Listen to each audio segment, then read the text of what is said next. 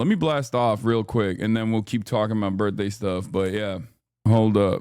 I'm 30. I'm 34. Epstein saga continues as Trump's attorney meets with Ghislaine Maxwell. You've only been exposed to the East Side accents too. The West Side accent is completely different. That's crazy. There's even, I mean, I know Dundalk and I know like the regular one, the earn. Yeah,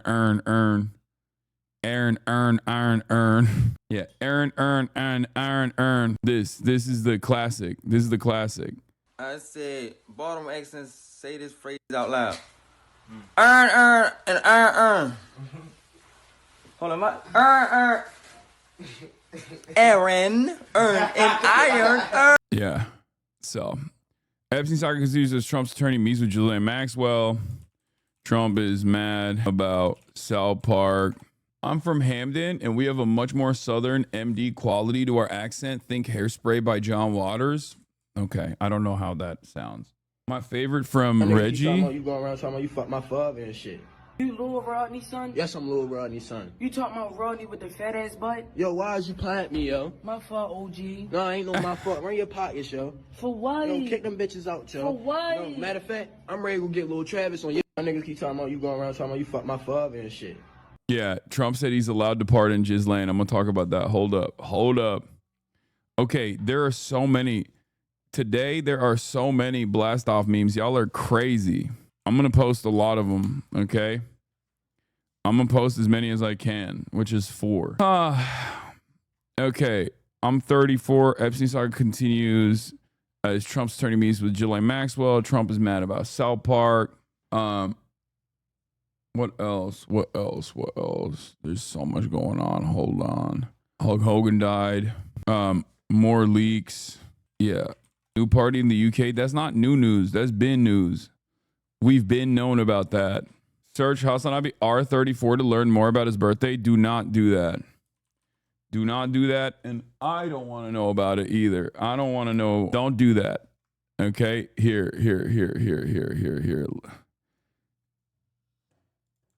Celebrating 34 years of grade A American agitprop funded by chatters and viewers like you, brought to you by the Piker Broadcasting Service. That's right.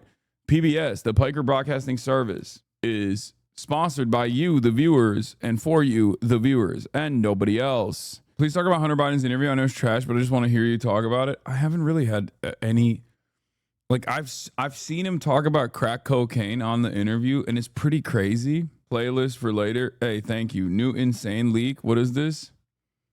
Okay, dude. Yeah, I used to look like that. Hunter Biden talking like LeBron on Mind the Game podcast. Yeah, he's the LeBron of doing crack cocaine, I think. Clearly.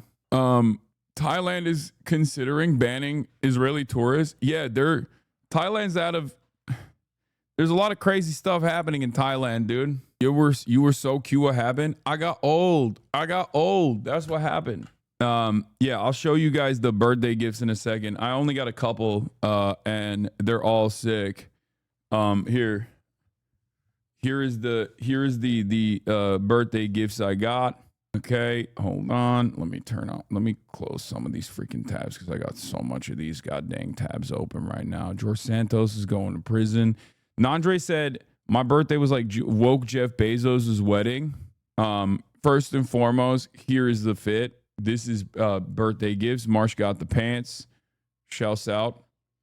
Song for the mute. I already showed that. And then I got 3 gifts I got to show you guys. One is from Nandre, which is sick. Okay, hold on. 2 people got gifts for me. This is Nandre's, which is so dope. It's crazy. This is going behind me. But then wilder is that apparently 2 people had the same idea because this is from Ray. They both, but it's cool because she got a Kaya Piker one. She got a Kaya Piker wanted poster, and he got a wanted poster for me. So look at that. It's so funny. She's looking up at me right now. She doesn't even know. She doesn't even know she's wanted for 500 million berries. That's a big ass bounty. She doesn't even know. Do you even know? You're a criminal? This is when she was actually a criminal. Like she literally was. She was a demon when she was this age. The terrible twos, but like dog years. I'm gonna hang this up somewhere, and then this is what Jarvis got me, which is crazy. My friends know me real well.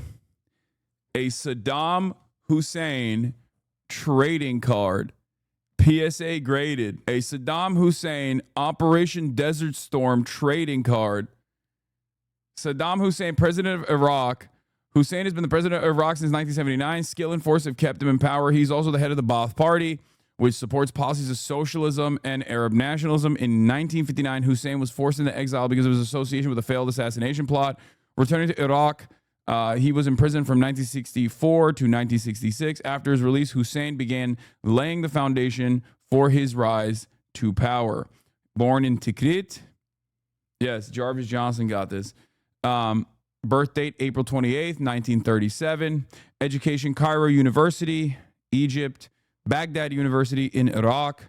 And it's a PSA graded 1991 Pro Set Saddam Hussein Operation Desert Storm Mint PSA graded 9. Saddam Hussein rookie card, which is fucking amazing. I love this. This is so crazy. It's not a, what? Not a PSA 10? Holy shit, I had no idea y'all were friends. I love Jarvis. Yeah, that's why Nandre said it was like woke Jeff Bezos' wedding. Because it's like Jarvis Johnson, Eddie Bareback, Ted Nivison, all of the wokes of YouTube. What did Kai get you with all that illegal trade money? Nothing. Kai's presence is a present, as always. The wokes of YouTube. Are you friends with Drew also? I like him. I haven't. He's not here. He doesn't live here, so I don't really get to see him that much. But he's chill. I'm a fan, and also get to hang out with him every now and then. But yeah, we need a Chad Vice return, please. No, I'm down. I'm down to do a Chad Vice return. Did you see Connor C. Dog Va was temporarily slandered by The Hill and called a fascist because of the Jubilee video? Wait, what? Why? So, you know, mind my own business. I'm just vibing. And I don't know if you guys saw, there was a like a Jubilee episode that came out where it's like one guy basically has to talk to like 20 like nets. Wait, what happened? They linked the wrong Connor account? No! The fascist was named Connor, so they accidentally... No way. That is hilarious. Also, it's his birthday too, by the way. Happy birthday, Connor. That's crazy. And they had to justify why why they felt comfortable being there in this day and age. And it's like an awful video. You've seen clips of it everywhere. It's like, this video is... I watched like 20 minutes of it and my brain hurt. I was like, I can't do this. Anyway, was not going to bring this up until I got included in this. Look at this. Watch this, dead ass. Look at... I'm not kidding you. Watch this clip. We'll watch it for a minute. You'll see. This is some... I don't know what this is. The Hill. I don't know what the this is. Hill Rising. This lighting is horrific, by the way. He's right. Also, these guys have slandered me as well, so at least we have something in common. Just gonna... What is this background? What is this fake okay. Versus 20 far right. Why is it not connecting? What the fuck? That's weird. That was weird as hell. I don't know why that happened.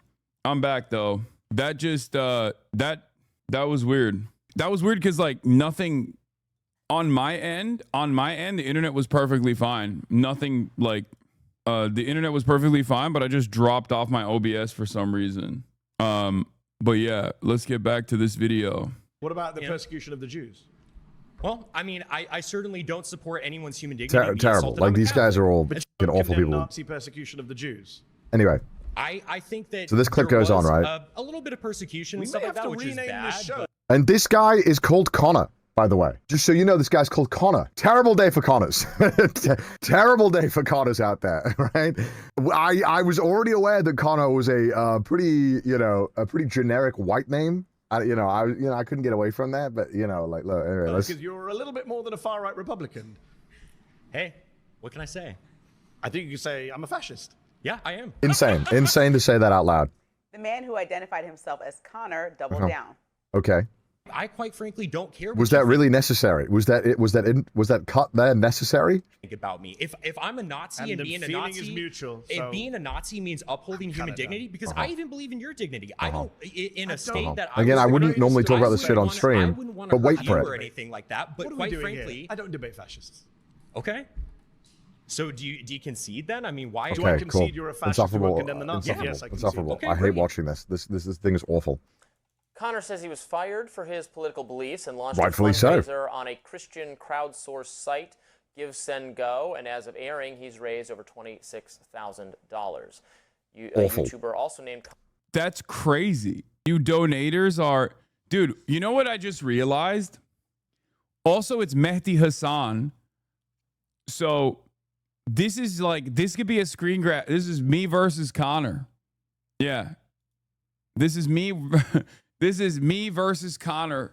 Connor being a fascist, me having to duke it out. Wait, so what is it that they thought was going on here? Like what?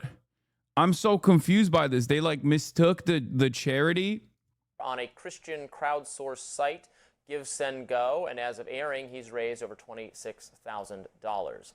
A YouTuber also named... Oh, and then they fucking posted this tweet like implying, because Connor's talking about the V Shoujo stuff and like the donations, I guess the donations to the IDF, not the Israeli occupying force, but like the Immunodeficiency Foundation, after V Shoujo just like scammed Iron Mouse and many others and even stole $500,000 from Iron Mouse that was supposed to go to that charity in an effort to do fraud. And these guys saw him talking about like the fundraiser and literally thought it was actually the fundraiser for the fascist losing his job, which we found out later. He didn't even actually lose his job. The other Connor, fascist Connor, okay, didn't even actually lose his job. He lied. He had lost his job in January prior to this Jubilee video. He had actually lost his job prior to this, and he just farmed a bunch of Nazi donos from a bunch of deep-pocketed Nazis to make it seem like he lost his job because he just came out as a fascist, which is so crazy, by the way. That I haven't even been able to get around to. Like, I find that to be unconscionable that in this day and age, in the United States of America, you could just be like, hey, by the way, I'm a fascist and I lost my job. Can I please get some money? And people will be like, oh, yeah, hell yeah. No, of course. Let's do that. That sounds awesome. I would love to fundraise for you, Mr. Fascist Man. Scamming Nazis is kind of based, though, to be fair. It doesn't matter because the guy scamming the other Nazis is a Nazi himself, so it's not based.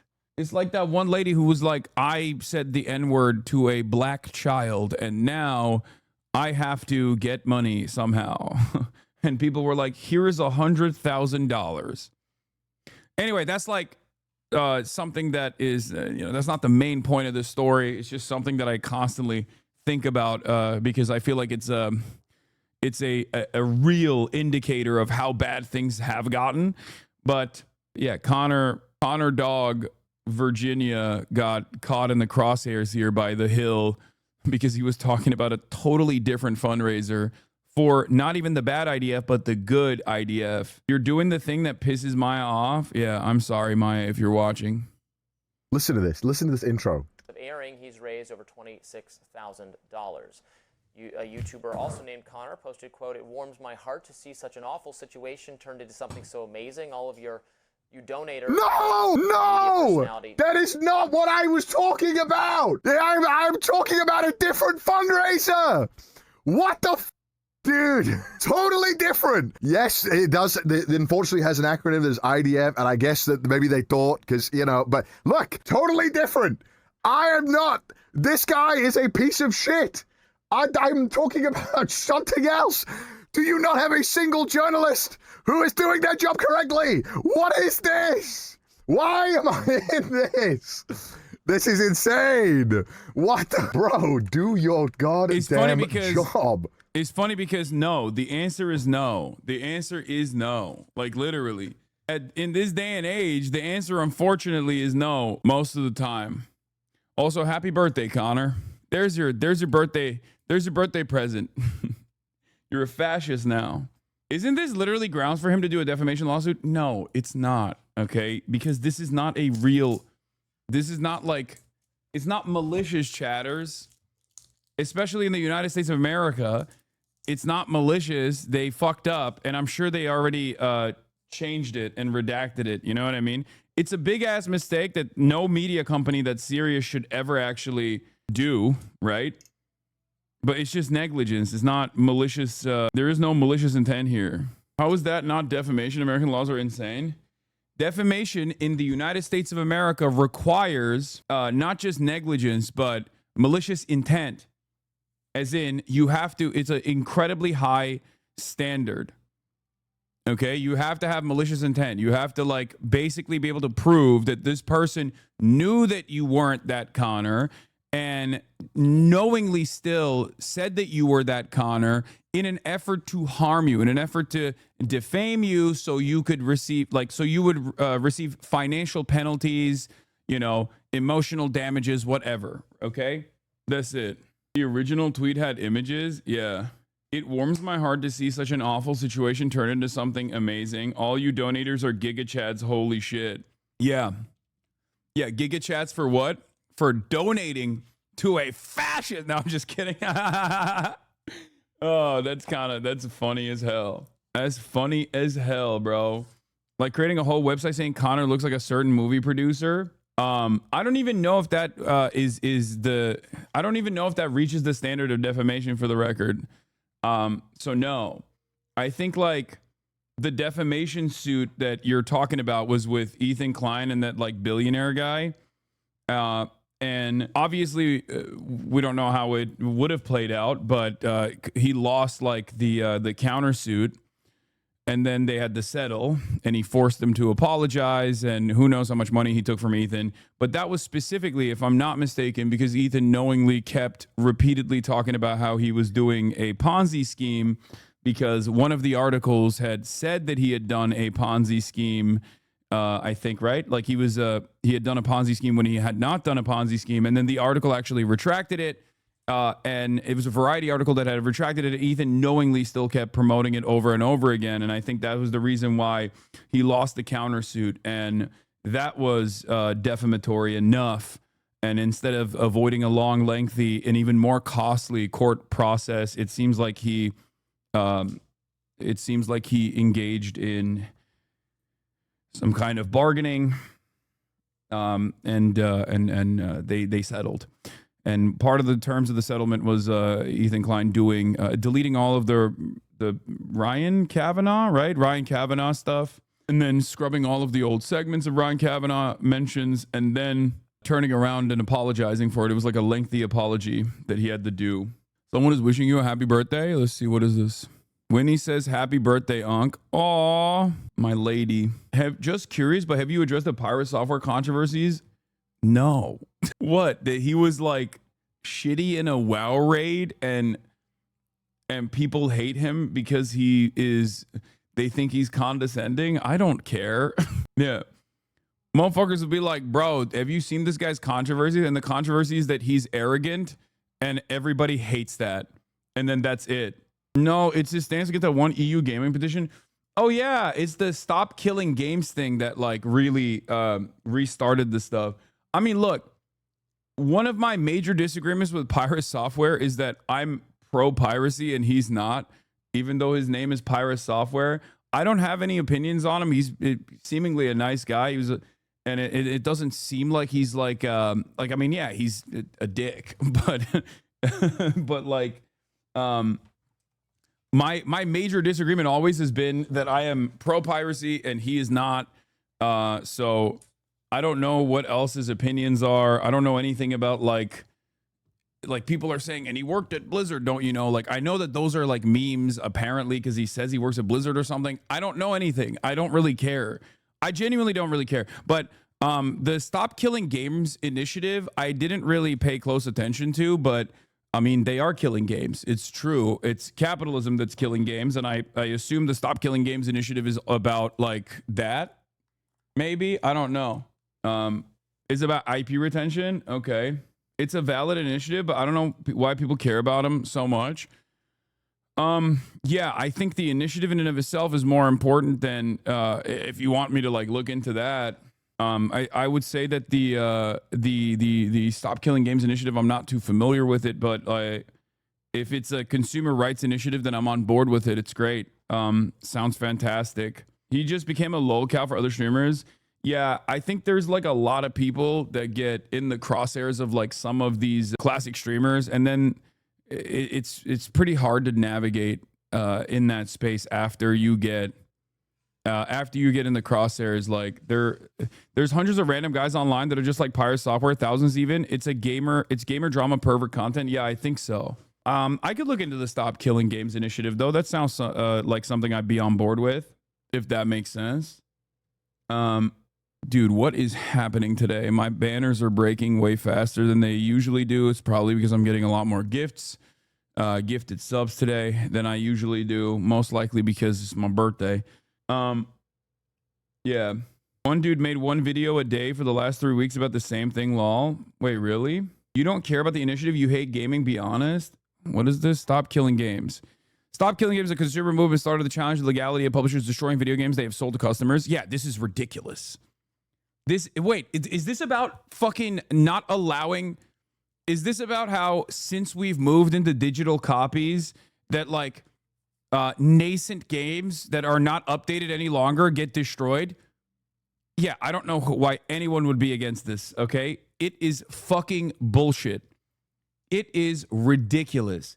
I am a big advocate for, maybe because I'm a boomer, but I'm already a big advocate for hard copies regardless.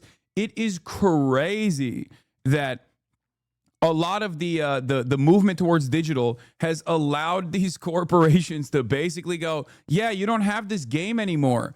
And not only do you not have this game anymore in your library, even though you fucking paid for it, it's just like, we're taking it away. We're going to take away this game from your library without telling you. It's like, can you imagine? You go to the store, you buy a copy, you buy a Game Boy, and you buy a copy of like Pokemon, okay? You buy a Game Boy, you buy a copy of Pokemon, and then later down the line, Nintendo sends assassins to your house to steal the copy of Pokemon from your house. Past a certain point, Nintendo's like, hey, guess what, dude? No, it's not yours anymore. The reason why I'm using Nintendo as an example is because they are the company that would do that. If given the opportunity, they would do that. Game Boy, really showing your vintage, old man? No, the reason why I'm saying Game Boy and the reason why I'm saying Pokemon is because, like, it's old enough. Do you understand? It's old enough that they can, that it's like, it's done. It's older. It's old enough that it's basically something they have literally done already. Nintendo has done this already in their digital archives. No, they've already taken out some older games and stuff. But in any case, it's fucking ridiculous.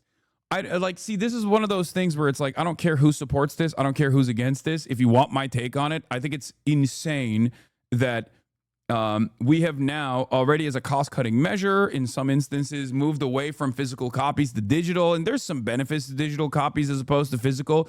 But the fact that like big publishers can just take something from your library that you have purchased, that's in your library, the fact that they could do that is completely unacceptable. Yeah, it's not just removing digital copies, it's killing servers for online-only games, making them unplayable offline. That's also ridiculous as well. I think that you should always have the optionality to be able to when you purchase a game, whether it's an online game or an offline game, like, you should be able to have the optionality to be able to like enjoy it offline or something, or even do your own personal settings or something, personal servers or something, like with or if you're not going to service it any longer, then I don't know, release the fucking IP or something so that people can patch it themselves, and people can like use a network of devs could just like keep things alive if they want to, just like release the code source and and open source the game. I don't really understand why people are against that. I guess like because they just don't want to show some of the proprietary codes. Is that what it is? The Crew is the best example. Ubisoft completely took that game away. Nobody play it now, even if you still own it. This is exactly what Stop Killing Games is, Lamau. No, this is something that I've talked about before because I'm a fucking boomer. I already hate the idea that I'm pro piracy. 2, I'm pro open source software in general. Of course, I'm going to be fucking for this initiative. I'm also pro Gaben in a weird way, even though he has created an entire generation of gambling addicts.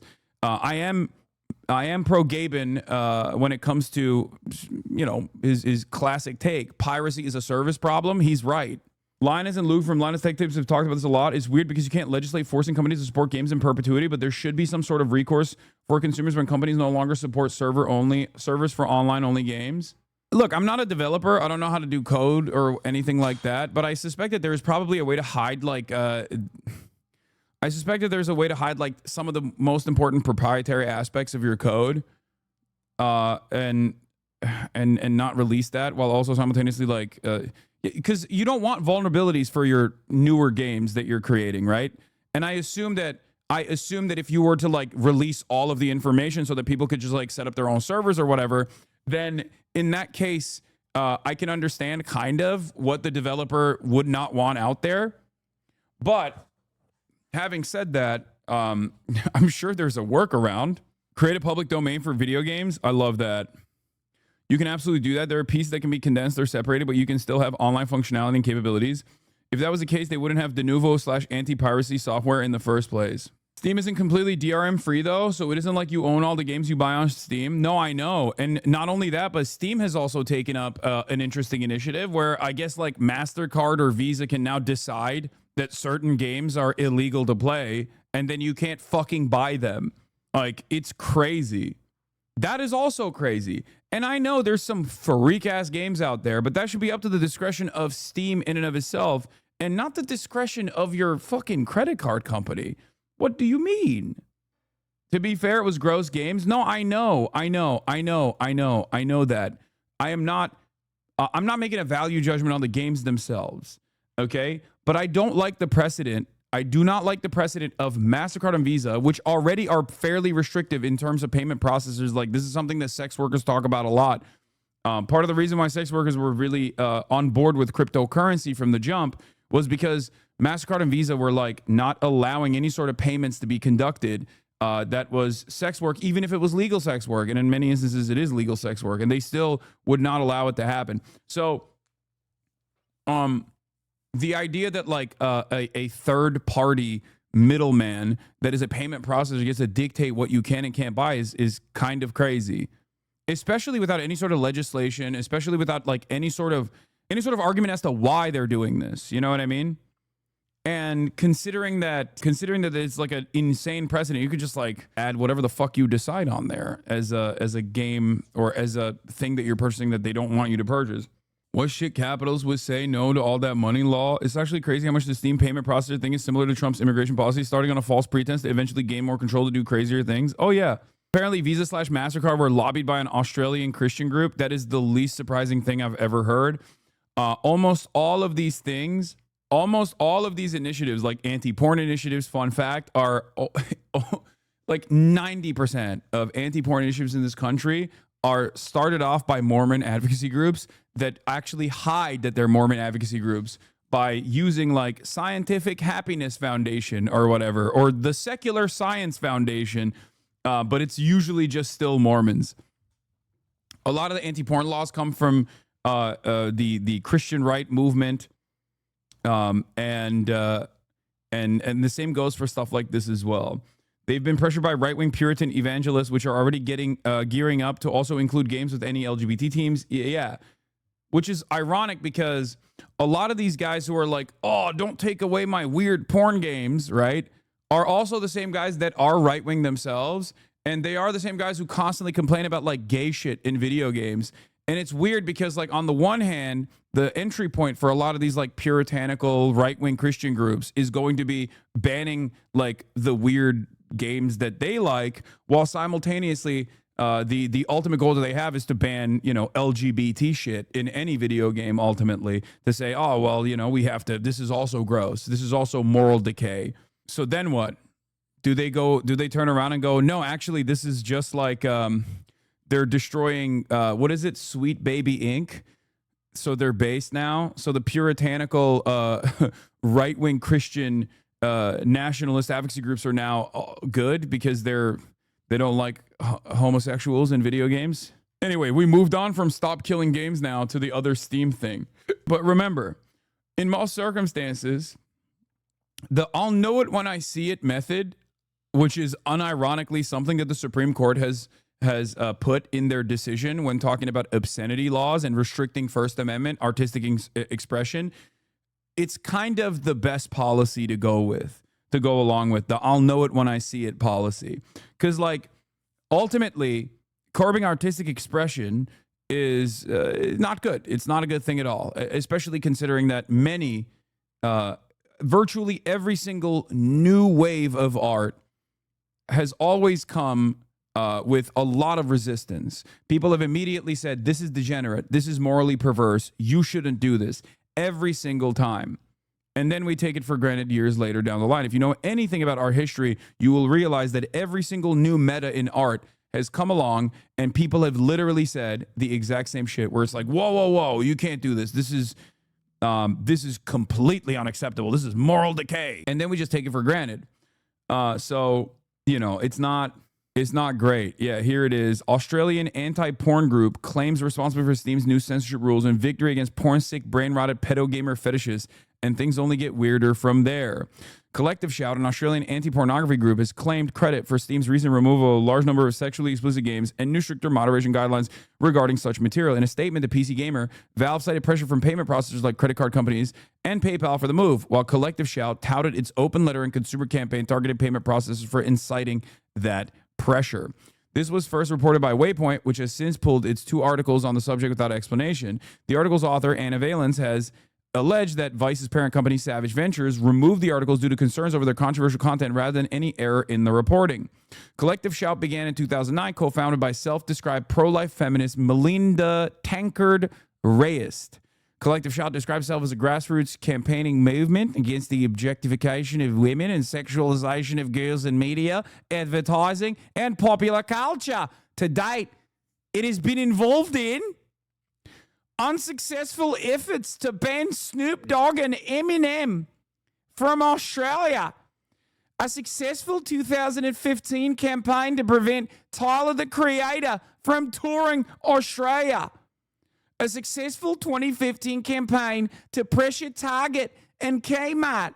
Why'd you download the accent? I'm sorry, because she's Australian, all right?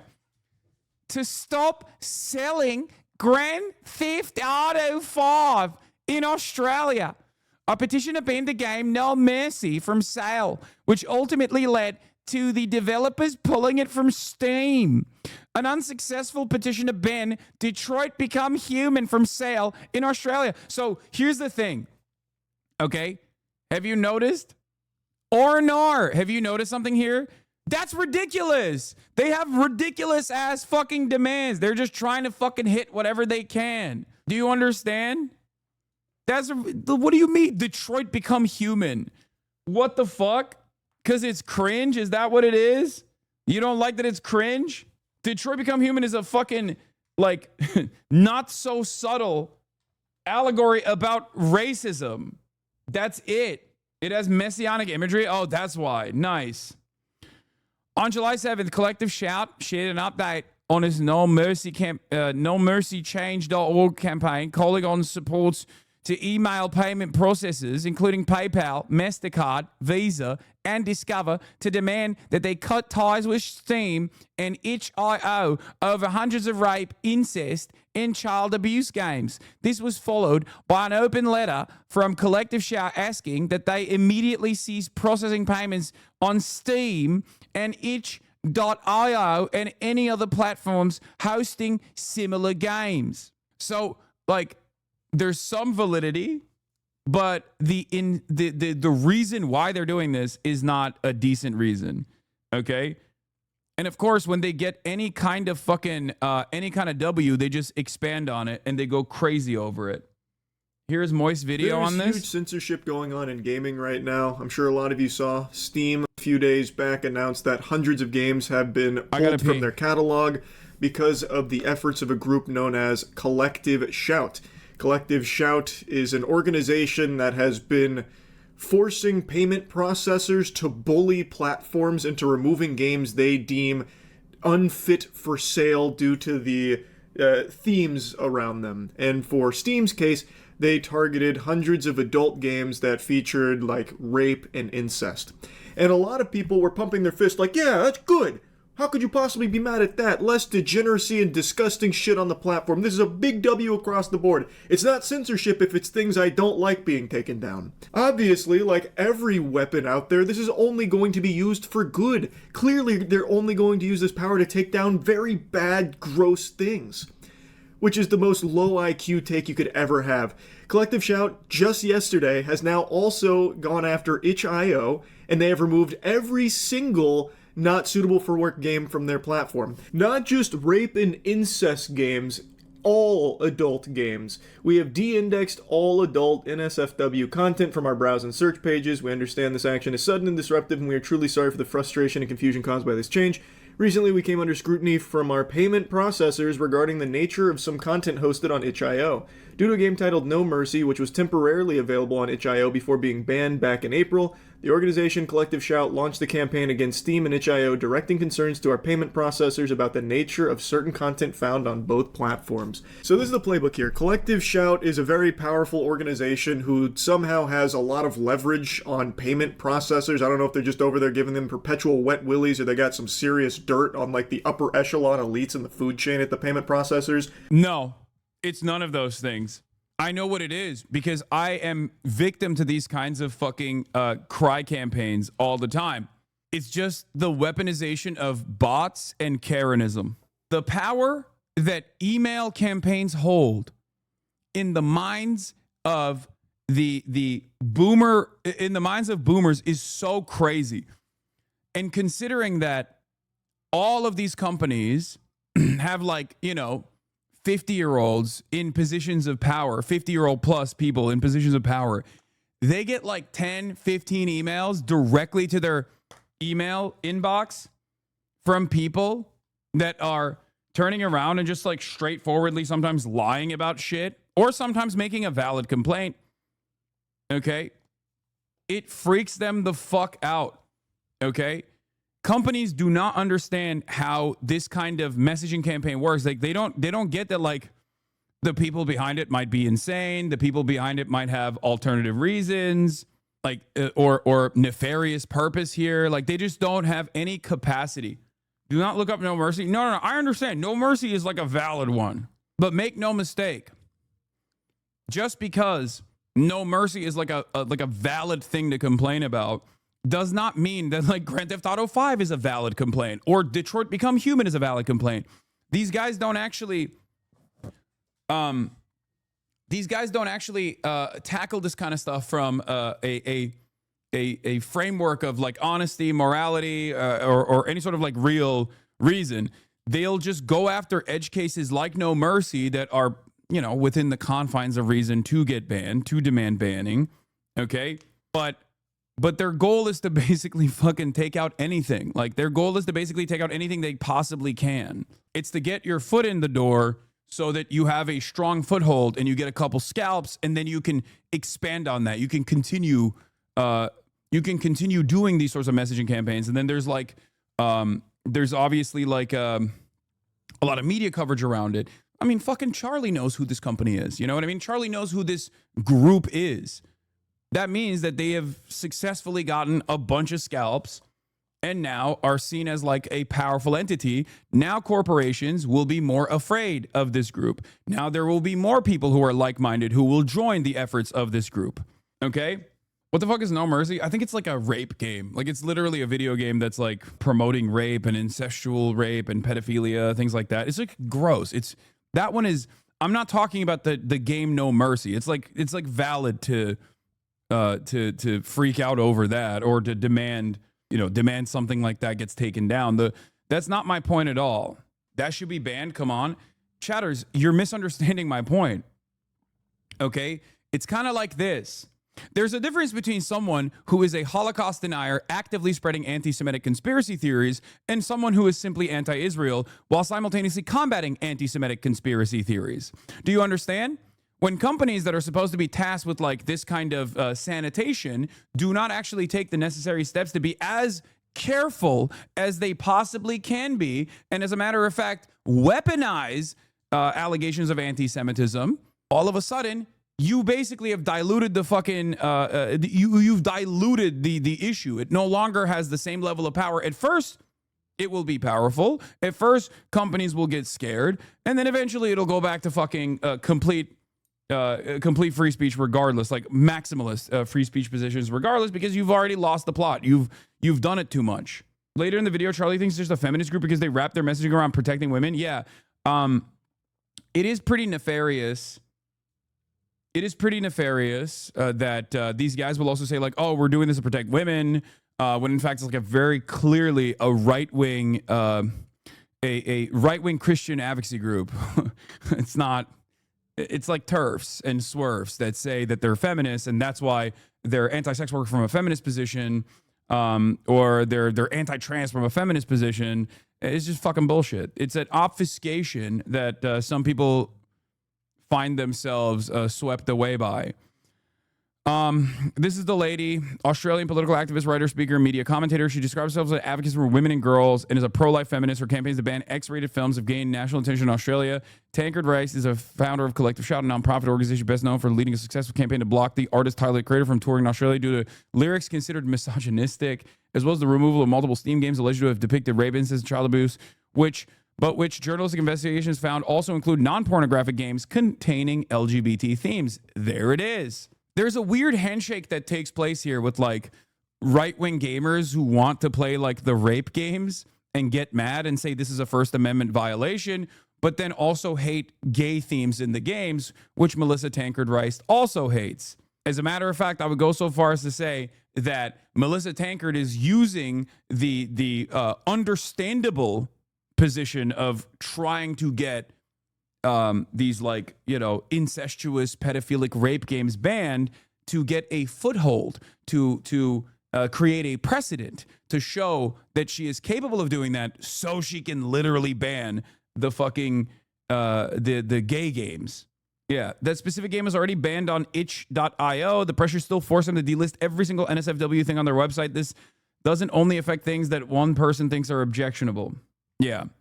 Tancred Rice was born in Mildura, Victoria. She completed her secondary education at Mildura High School and then studied journalism at the Royal Melbourne Institute of Technology. She took up cadetship at the Sunraysia Daily, where she worked from 1983 to 1987. As a recipient of the Rotary Foundation Scholarship, she furthered her studies in journalism at the California State University, Long Beach, during 1987 and 1988. The loony left, or no, the loony left is at it again. Anyway, event, Inspiring Christian Series. In 2009, Tancred Rice spoke at a forum called Event, Inspiring Christian Series in the Belconnen Baptist Church on behalf of Sheridan Voisey.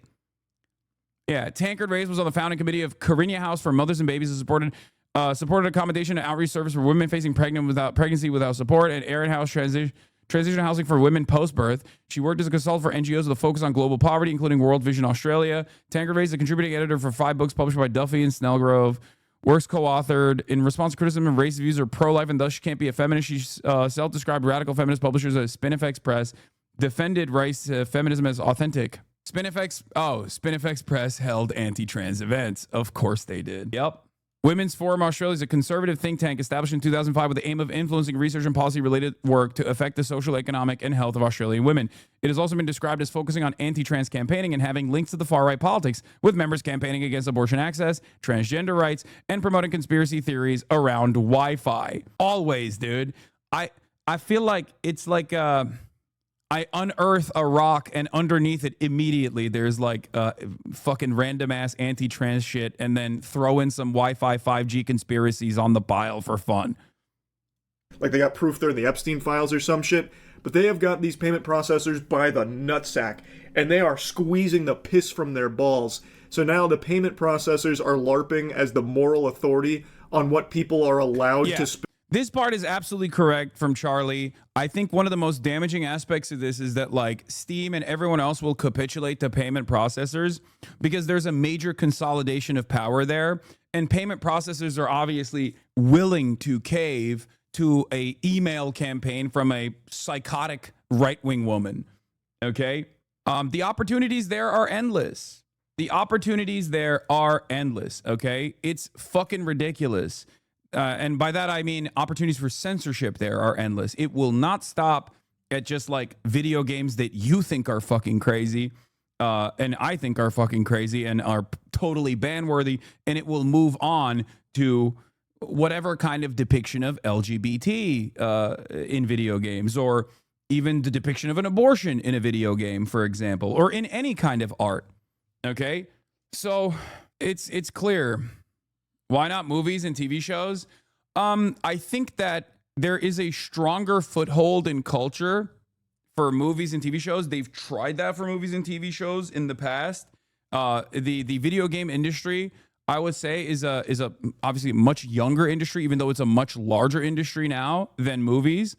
So they like boomers understand what a fucking movie and a TV show is, right? Boomers don't fully comprehend what a video game is, and that's the reason why they think like if you ask a boomer if they see depictions of violence in a movie and whether that contributes to fucking school shootings, they'll say, of course not. What do you mean? I grew up watching violent TV shows. I didn't become a school shooter. But if you tell a boomer that Grand Theft Auto is leading to school shootings, they'll go, oh my God, that does make sense. It's a video game and I don't fucking understand it.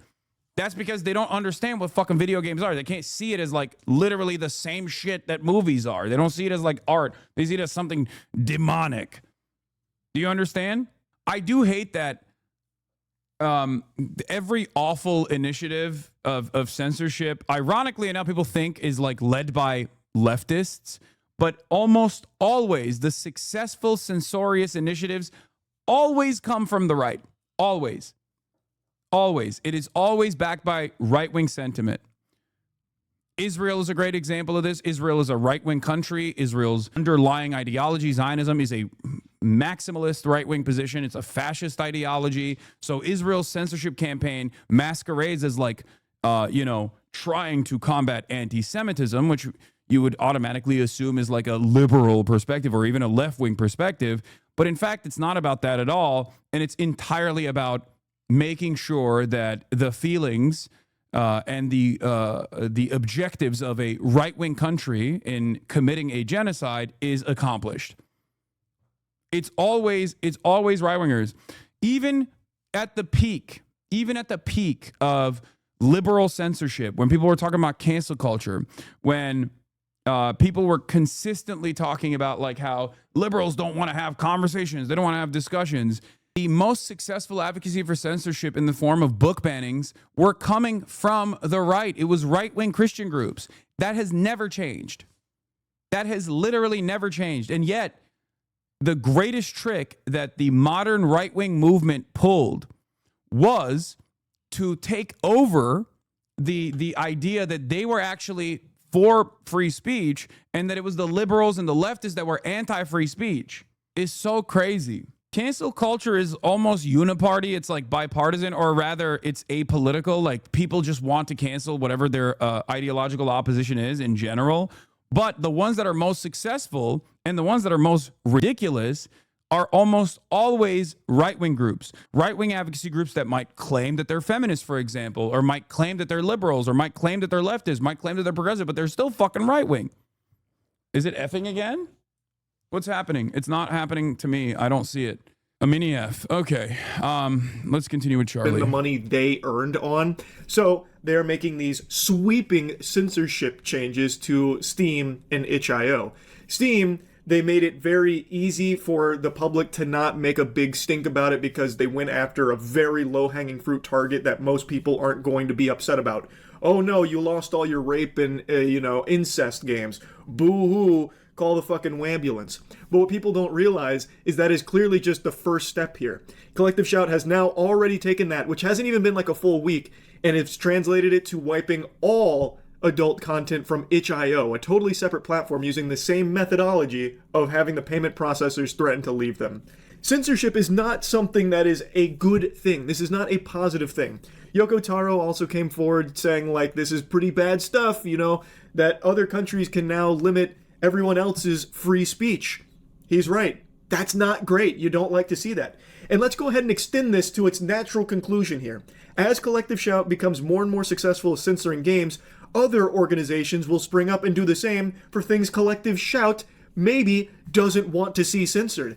Like, who's to say, with this censorship, now that it's proven that it can be done by having the payment processors threaten to pull out of these services, if you can bully them through the payment processors, you win. That's checkmate. Who's to say an organization doesn't pop up that wants to take away all kinds of LGBTQ representation in games? And now that they have a proven formula to follow, they could easily spring up and be probably very successful. Another organization could come about where they believe that... What's your opinion on censorship? Surely you are not a free speech absolutist. No one is a free speech absolutist, and I myself am not a free speech absolutist either, obviously. There's no such thing as a free speech absolutist. There's obviously harmful expressions that everyone understandably wants not to be shared. I mean, the greatest example of this is CSAM, right? CSAM is universally considered not protected by free speech. Defamation is another one, right? Like, there are very few free speech maximalists. Even in the United States of America, there are limitations to your speech, okay? Not being able to yell fire in a crowded movie theater, for example, right? Like, that's the most common one that people use, or death threats and things like that. There's no such thing as like a complete maximalist free speech position. America, on the other hand, given its hegemonic superpower status, is the most expansive when it comes to lack of restrictions. Okay, look at this guy, bro. Obviously, that's not protected under free speech. Dog, what do you mean? Your free speech maximalism is not real for this reason. I'm describing to you, and you're just going, nah, that's of course not protected under free speech. Okay, so you understand what my position is. That's my point. My point is, there are certain things that everybody draws a line at. That's the point. You can't just say, nope, this is just speech, so it's allowed. Okay? In terms of the Constitution, I just described to you the American free speech boundaries that are constitutionally protected, okay? And even said that there is still speech in the United States of America, despite the fact that it is the most expansive free speech protections afforded. Gave you the reason as to why it's the most expansive, because it's the hegemonic superpower, so it doesn't have any sort of like censorship fears that like countries that are under the thumb of America might have. Okay, and yet even then there are understandably some limitations to said speech. It's that chatter says that, but CSAM has literally only been not free speech for under 50 years. So the point is, everyone has like understandable limitations for it. Okay. Everyone has understandable limitations for it. But I think the moment that it like enters limitation of artistic expression that like one advocacy group has decided is like inappropriate, it gets into tricky territory. And in that circumstance, it should be handled by the third party, the private entity that is involved in making sure that certain kinds of content are not allowed on their platform, and rather, instead, in this story, it is being controlled by a couple payment processors, and that is very scary. A couple payment processors in a place like Australia get enough stink associated with like one game or a bunch of different games, and then all of a sudden they take that pressure because they have unimaginable power. Again, corporate consolidation is the problem here. Corporate consolidation creates this environment where three payment processors can basically take out whatever the fuck they want from the rotation. They can just like go to another private company like Steam or itch.io or whatever and say, if you don't take this, we are no longer going to process payments from you. Okay? You cannot make money anymore. It's like Swift. It's like the power that America has in terms of global commerce because everything is traded on the dollar. America could just like shut off the faucet like that if they choose to do so. That's why it's the hegemonic superpower. It's almost like sanctions out of nowhere. Imagine if the Japanese censorship was what ruled the world. Yeah. Personally, I just don't like any control being used by payment processor. I would rather have government agencies and oversight or other actual institutions rather than a payment processor. I don't like private corporations having that much power over people's money. Yes, private corporations, private multinational corporations that get influenced by a foreign country's advocacy group, like a NGO in a foreign nation, are now making global decisions. That is truly terrifying because it obviously leads to whatever the fuck they want to silence or suppress. It's just like messed up. M-rated games just shouldn't exist. Games should be focused purely to appeal to a younger demographic. They shouldn't be deep, thought-provoking games. There should be no violence. There could easily be a very puritanical organization that comes forward making similar pushes for censorship. I don't know how delusional you have to be to think that somehow this is only ever going to be used against bad things. It's not. And it's already extending way beyond what it started with for Collective Shout. They started with a very easy win on a genre of games that most people aren't really going to miss. And they have already extended that to just broad adult content from another platform, itch.io. And as they continue to be more successful, more organizations are going to follow that blueprint, follow those footsteps, and be successful as well. Is it even controversial to say that games that depict rape, incest, or contain gay themes are fine? Game of Thrones is the most popular TV show ever, and it depicts rape, incest, naked women, and men. Yeah, within moderation. If Game of Thrones literally was exclusively about raping whoever you want and doing incest and pedophilia, then obviously Game of Thrones would also probably be banned for good fucking reason. Okay, because if we're comparing Game of Thrones to fucking the game Mercy, then yeah, it's not even in the same fucking wavelength there. You see what I mean? That's why I said the most appropriate term here, the most appropriate way to analyze this is taking a case-by-case approach rather than a blanket censorship regime. Ironically enough, that's like really vague and it's left up to like individuals, and I totally understand why people go, wait a minute, that's not like well codified. But that is quite literally what the Supreme Court in the United States decided when it came down to obscenity that goes beyond a certain obscenity that goes beyond depiction. Okay, that is beyond the pale, that is inappropriate and should not be protected by the First Amendment protections. And I kind of understand why it has to be a case-by-case thing, because if you don't do that, then you can ban Game of Thrones, right? Like you cannot make a blanket ban on shit like this because it will lead to heavy censorship. Censoring other things that maybe Collective Shout doesn't want to see censored. It's going to just be fucking pandemonium because it is clear now that these platforms are willing to go belly up, roll over, and suck the fucking schmeat of the payment processing cartel that shackles them. These payment processing... Also, so much of this is still a problem born out of capitalism. Like, this is quite literally, this is private corporations making decisions about people's lives that they are not privy to. It's just patriots who all of a sudden care so like deeply about morality that you are might able want to do to get these platforms to censor themselves at the behest of the organizations that are strong-arming them. This is why Hollywood made the rating system R versus PG, decided on a case-by-case, nuanced review, industry standard. Exactly. There needs to be, and there is that. There is that. There is a industry standard for gaming as well. It's absurd. And it doesn't stop there. If you do any amount of research on Collective Shout, you'll see that it's not just like adult games. They also went after Detroit Become Human and Grand Theft Auto 5 for absolutely fucking outlandish reasons. Like, this is actual horse hockey. Yeah, if you describe most people's favorite movies by just bad stuff in this uncharitable way, free of context, you'd ban almost everything. Context is so important in art. And also, you gotta kind of let some crazy shit slide. You know what I mean?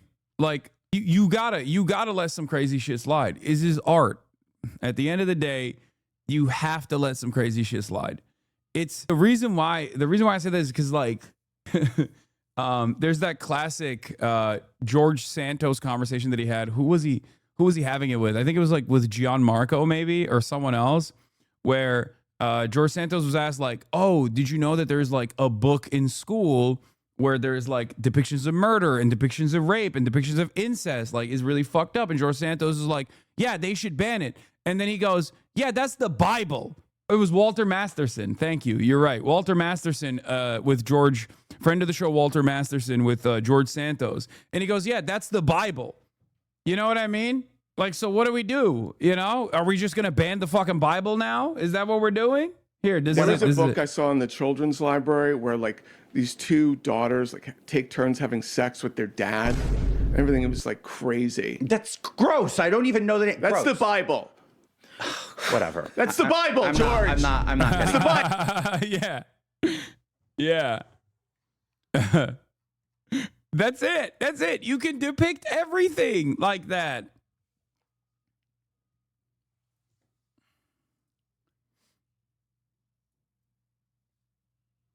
You can depict everything like that.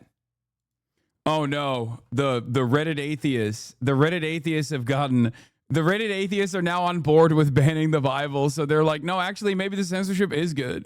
Yeah, the Bible is freaky as hell, bro. Are we gonna go back to the dumbass PC bullshit? Please, no. What do you mean? Nobody checked her whenever she would do the same thing with video games. This is abhorrent. It's vile. It's rape training. Campaigner Melinda Tankard Rice tells Shellac Fogarty that games about incest and rape teach boys that they're entitled to the bodies of women and girls. That you should turn yourself into porn, market yourself, make money this way. And then, of course, these games teach boys that they are entitled. They are entitled to the bodies of women and girls. We're seeing it play out in our schools all around the country and around the world. I really like the fact that you mentioned there are 214 rape games and 108 incest games on the Steam platform. We are going to expand this campaign and we are going to call for them all to come down. This is abhorrent. It's vile. It's rape training. It's incest and rape propaganda, and it needs to come down. Why should Gabe Newell and the other executives at Valve profit from propaganda and indoctrination which harms real women and real girls in the real world every day? Everywhere girls are. Yeah, the entry point to this stuff is always like something that is indefensible, by the way. Like they won't start off by, I mean, in the case of this lady, she did go after like Grand Theft Auto 5. She did go after Detroit Become Human. And these are obviously incredibly silly initiatives. But like, it's clear that she is not just invested in like really crazy games that are like the one that she was able to successfully get banned, like the rape simulator one, right? Like that is just the door. That's just, she's opening the door for further censorship, and she's literally getting it across. So people need to be very careful with stuff like this. This is really just the reality. This is just Project Reality as Trump does. He's broken the English speaking world. Oh, Project Reality. Are we having a fucked up common ground with incels on this one? No, because I mean, no, I don't think so. Because ironically enough, if it were up to the incels, they would love her end point here is to ban like depictions of homosexuality or trans people from video games, which is ironically what incels also are on board with. So yes and no, if that makes sense, because she's fucking insanely right wing. The only reason why she's going after like the most like understandable to ban games is so that she can start the conversation with that. Bible. I'm not getting into scripture with you. Really not. Really not. Okay, thank you, George. You know what? Let's get the Bible out of schools, public schools, private. You know what? There is a book. So I'll give you a great example of like Israel advocacy groups that have been able to successfully get some certain things banned in the UK. UK has a law called prescription, okay? If a group, an entity, no matter what their advocacy is considered a prescribed group, then you can literally go to prison. Now, the understandable ones that you can't obviously advocate for would be like ISIS or Al Qaeda, right? If you have like a pro Al Qaeda group in the UK, you can go to prison. If you like try to fundraise for Al Qaeda, you're understandably going to go to prison for that. Except recently, they decided Palestine Action is also a group akin to Al Qaeda and ISIS. But in that prescription legislation, they added a bunch of ISIS advocacy groups and Nazi groups into it, so that they had a couple like real understandable prescribed groups that they added onto the legislation. But the ultimate goal of the legislation was to actually stop Palestine Action, a pro-Palestinian advocacy group. So they always, these groups, these entities always operate like this, okay? What is this person doing? Oh, dude, a classic. No fucking sense of morality. I fucking hate Nazis. She can rot too. Anyone saw the game Schedule 1? You just play a drug dealer. No Pornhub in Oklahoma anymore. We got to go to jankier sites. Wait, what is this? I'm not on board with rape games. Why are we so into defending rape games, chat? No, you don't. Why are you calling people rapists in the chat? Just because of your own misunderstanding, Heidi Bang Bang. No, we're not saying that this is a pro-rape game at all. What the fuck are you talking about? We're not saying I'm literally giving you an analogy of like the ultimate goal here being not to ban like games that are simply there to be rape simulators, okay? Do you not understand that you can literally make that advocacy for Grand Theft Auto 5? You could say like Grand Theft Auto 5 is a rape simulator game. And for these people, that's what they actually want to do. They want to ban Grand Theft Auto 5. They're just simply using the understandable games that are worthy of getting banned as an entry point. So I'm saying, you know, be mindful and recognize that blanket censorship is not good. There aren't, you know, hundreds of games on Steam that are like rape simulators, okay? They're using that as like a advocacy for blanket censorship. These same people called Mass Effect a sodomy simulator in the 2000s. Yeah. Anyway, yeah, that person does deserve like some kind of timeout because they were just calling another chatter a rapist. It's fucking insane. Sorry, Christ, I can't even defend myself. Someone told me to fuck off. No, chatter, you're jumped by chatters are yelling at you because you called another chatter a rapist for no reason. You're fucking insane for that. Like, what the fuck? If left unguarded, this is setting a terrifying precedent, right? If left unguarded and unrestricted, it goes all the way up to Grand Theft Auto. Like Grand Theft Auto immediately banned. So it's okay to have rape games? No, that's not what I'm saying. But No Mercy's primary function is rape. No, I'm not saying banning No Mercy is fucked up. I'm saying it's valid. Oh my God, you guys are so stupid. I'm saying that these things have to be looked at in a case-by-case basis. No Mercy is a valid ban, okay? But the problem is the people that are pushing for this advocacy don't actually give a shit about just banning No Mercy. They're using No Mercy as a jump-off point. Hello? How many times do I have to keep repeating myself in this fucking community? Holy shit. Just like, this is common, okay? This is a common technique that right-wing advocacy groups use all the time. Nobody gives a fuck about trans athletes participating in high school swim meets, but they start the point of contention there. They are like, whoa, we got to protect our children. And then ultimately, their final goal is to eradicate all trans existence. But they try to find a thing that everyone is on board with. They try to find something that is seen as like weird or gross by at least a large enough percentage of the population that they can just like start their advocacy there. But it doesn't end there. It's never the end point. Okay? And there is obviously no comparison between like a rape game and fucking, high school trans athletes, because the game that is a rape simulator is an understandable ban, whereas like high school participants in athletic competition that are trans are not worthy of being banned regardless, because there is no harm there. But But yeah, they go after the valid games and they go after the adjacent sus games, dating games, Grand Theft Auto, etc. Then who knows? Animal abuse, no more Pokemon, I guess. Yeah, you can see anything. And another scary fact, the article I was reading on stream, which I'm going to show you clips from so you can see about their previous attempts to go after things like Detroit Become Human and GTA 5, that article that I was reading then got taken down 8 hours after stream because Vice deemed it was a little too controversial because the article wasn't super favorable to Collective Shout. So Collective Shout not only has pull in censoring games, but it looks like they can even take down some articles that are a little, harsh on how they're going about their mission or what they're trying to do here. In other words, it seems virtually impossible for Steam to host any adult games depicting child abuse. Rather, Collective Shout may be targeting popular video games that depict children in scenarios where they face This is interesting because this already is applied ahead of time.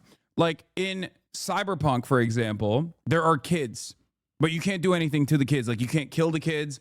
In most games, if there are any depictions of children whatsoever, you literally can't, like as a character, no matter how much freedom you have, you can't do anything. Like you can't harm them in any way. It's understandable. This is the reason why. This is part of the reason why they have these sorts of provisions. Stress or harm, even if these depictions are intended to encourage concern and care in the player. From there, the organization may be describing these titles as featuring child abuse. In 2018, Collective Shout encouraged its supporters to sign a petition to ban Detroit Become Human for sale in Australia, claiming the game features child abuse and violence against women. The petition focused on an abusive father's violent behavior towards his housekeeper and daughter in the game. This dynamic, core to the character Kara's story arc, is intended to encourage empathy for the abused woman and child.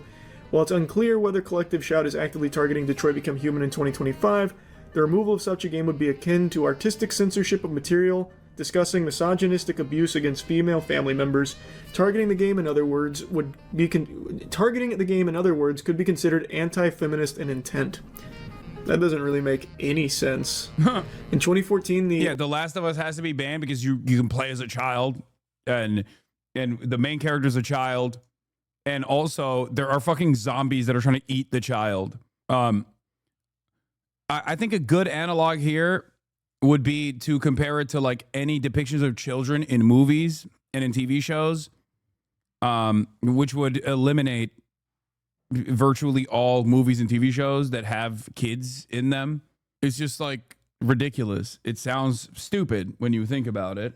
Organization called on Target to remove Grand Theft Auto 5 from store shelves, sharing a petition that claims the game encourages players to commit sexual violence and kill women. Collective Shout described GTA as if it were a misogynistic funhouse, stating the game lets players enact their fantasies of committing extreme violence against women, including punching women to the point of unconsciousness, killing them with a bat, gun, or machete, running them... Yeah, but you can do that to everyone in that game. Do you see what I mean? It's just like, that's insane. Yeah, that's the point, man. You can do that to like every single person in the game. Like, Jesus Christ. Yeah, it promotes egalitarian murder. Just unlimited super violence to everyone. Down with a car and setting them on fire as they continue screaming. What world are we living in? What? So that all this is only reserved and acceptable if it's men. Like if you're killing men with a bat, gun, and machete, running them down with a car and setting them on fire as they scream. These arguments are so weak and flimsy, and I think just downright detrimental to what they claim their mission is. This would basically, like these two things in conjunction, would make it so like most games won't even put women in there. So let's take the first example about like how children in like distress and harm... The thing is, Charlie, I don't think these people care about that. They want all of those games to be banned. They want all games to be banned. That's it. They're not like thinking about, you know, what kind of impact this might have in video game development. That's not the purpose here. They don't give a shit. They don't play video games. They don't care about it. They think it's bad. They think it's demonic. They want all games to be banned regardless. So that's it. Unless it's a game that depicts incest and sex and rape and all that. But of course, that is a game that depicts the Bible. That's the only game that's appropriate. harm is something that they would target and try and take down. It's why they went after Detroit Become Human. Let's extend that scope. Things like Limbo, Last of Us, Out of Sight, like these games where there are kids present and they do go through like hardship, that would be removed under their guidelines here. In Detroit Become Human, it's not like they're trying to glorify this type of horrible thing. It is used as a way of showcasing how bad a situation is and getting empathy from the player for what is happening to these characters. And yet, they want to take it down, even though it is used to deliver positive messaging to the player. It's like they don't want any deep themes in their games, and not only that, it's like they don't want women to even be interactable in the games. So also something that wouldn't fly under their protocol here would be things like Tomb Raider. Any game where a female is leading it wouldn't really be possible because the women in the game are going to go through distress. Like Lara Croft goes through a lot worse than what they listed for GTA 5 being a misogynistic funhouse. Lara Croft gets killed in so many different ways, potentially, if you fail certain things. She's constantly being hunted, hurt. It's all like pretty much no game with a female character in it could be made if Collective Shout continues to gain this much power. It's a fucking absurd notion here. God of War, the new God of War, those games couldn't be made because Kratos' son obviously goes through a lot there. That would be a child in a harmful and distressing situation. It would be poo-pooed by Collective Shout. They would banish that shit to the Shadow Realm. Like, their rules on what is and is not acceptable are just unhinged. Again, this would fundamentally, like, scrub women from video games. Like, I don't know why they're not grasping that concept. They call GTA 5 a misogynistic funhouse because you can hurt women in it and that kind of thing, which you can also do to men. But Collective Shout is not like a leftist group, but just because they say that they're a feminist group doesn't mean that they're actually a left-wing group. They are a right-wing Christian group that is anti-trans, anti-gay, and anti-abortion. It's just like, this happens so frequently. I don't know. What's your opinion on Mehdi's past of calling non-believers cattle and comparing GEH people to PDFs now that he's rebranded himself as a progressive over in America? Do you think I'm unfamiliar with Mehdi Hassan's past? Wow, dude.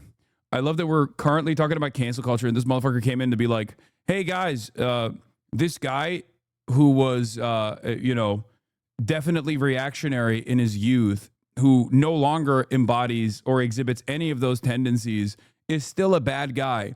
I, of course, don't like what he's saying now about Israel, so I'm so desperate to make sure I don't know what, gay people to pedophiles, gay people. I'm desperate to make sure that you hate him. Yeah, I don't care, man. I don't give a fuck, okay? Suck my dick. How about that? Suck my fucking dick. How can I blame this on Christians?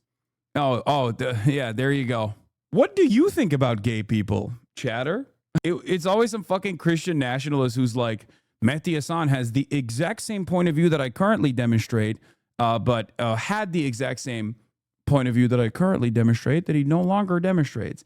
If a Muslim advocacy group was arguing for the same stuff, everybody would suddenly understand censorship like this was wrong. Oh, exactly. That's the other side of the story. Christian advocacy groups in the Western world get to do this kind of shit, but God forbid it was a fucking Muslim advocacy group that said stuff like that. Everyone would clearly understand exactly what's going on here. They'd be like, get the fuck out of here. We don't want this barbaric nonsense here. The difference, of course, between myself and a lot of these other people is that, like, I don't give a shit what kind of advocacy group this is. If it's a Muslim advocacy group, which, by the way, right-wing Christian movements have actually found allegiances every now and then with some of these reactionary Muslim advocacy groups as well to get certain things banned, like the Supreme Court case that came down recently that decided in favor of these religious advocacy groups that in schools you can't actually show depictions of gay people or whatever in the teaching material. That was a unified front from Muslim advocacy groups and Christian advocacy groups, as a matter of fact. Yeah. Do you think I give a shit? No, I don't. I don't give a fuck if it's a Muslim advocacy group or a Christian advocacy group. I care about right-wing reactionary attitudes, restricting people's free speech. Okay? It doesn't matter. It doesn't matter if it's a right-wing Muslim group or a right-wing Christian group. What I care about is the right-wing element here. Issue is exclusively because women can also be hurt and killed in GTA 5 just like the men can. It's not like GTA 5 is telling the player, you have to go commit these sexual violent acts against women right now. We need you as the player to score 100 sexual violent crimes against our women in the city right now. Go out there. That's the quest. Go fucking... Yeah, he got duped by the whole, like, we're doing this for girls and women shit, and he thinks this is like a left-wing cancel culture thing. But Collective Shout reeks of Homeowners Association meets Soccer Mom energy is it's a correct lock on this, by the way. Yeah, it's more than an NSFW takes on all tagged adult games, basically no 18 plus. The library has so much less horror now. The only groups who actively fight for the liberation of Palestine on the ground, Hamas, PIJ, and their helpers, Ansar Allah, Hezbollah, IRGC, have the same ideology that you, from your comfy Western sofa, call reactionary right-wing law. Wait, what? Dog, what the fuck are you talking about? Their own personal affairs and their own personal opinion in terms of their advocacy for repression of certain social libertarian principles is not even remotely important when they are actively taking up arms against a violent settler colonial enterprise.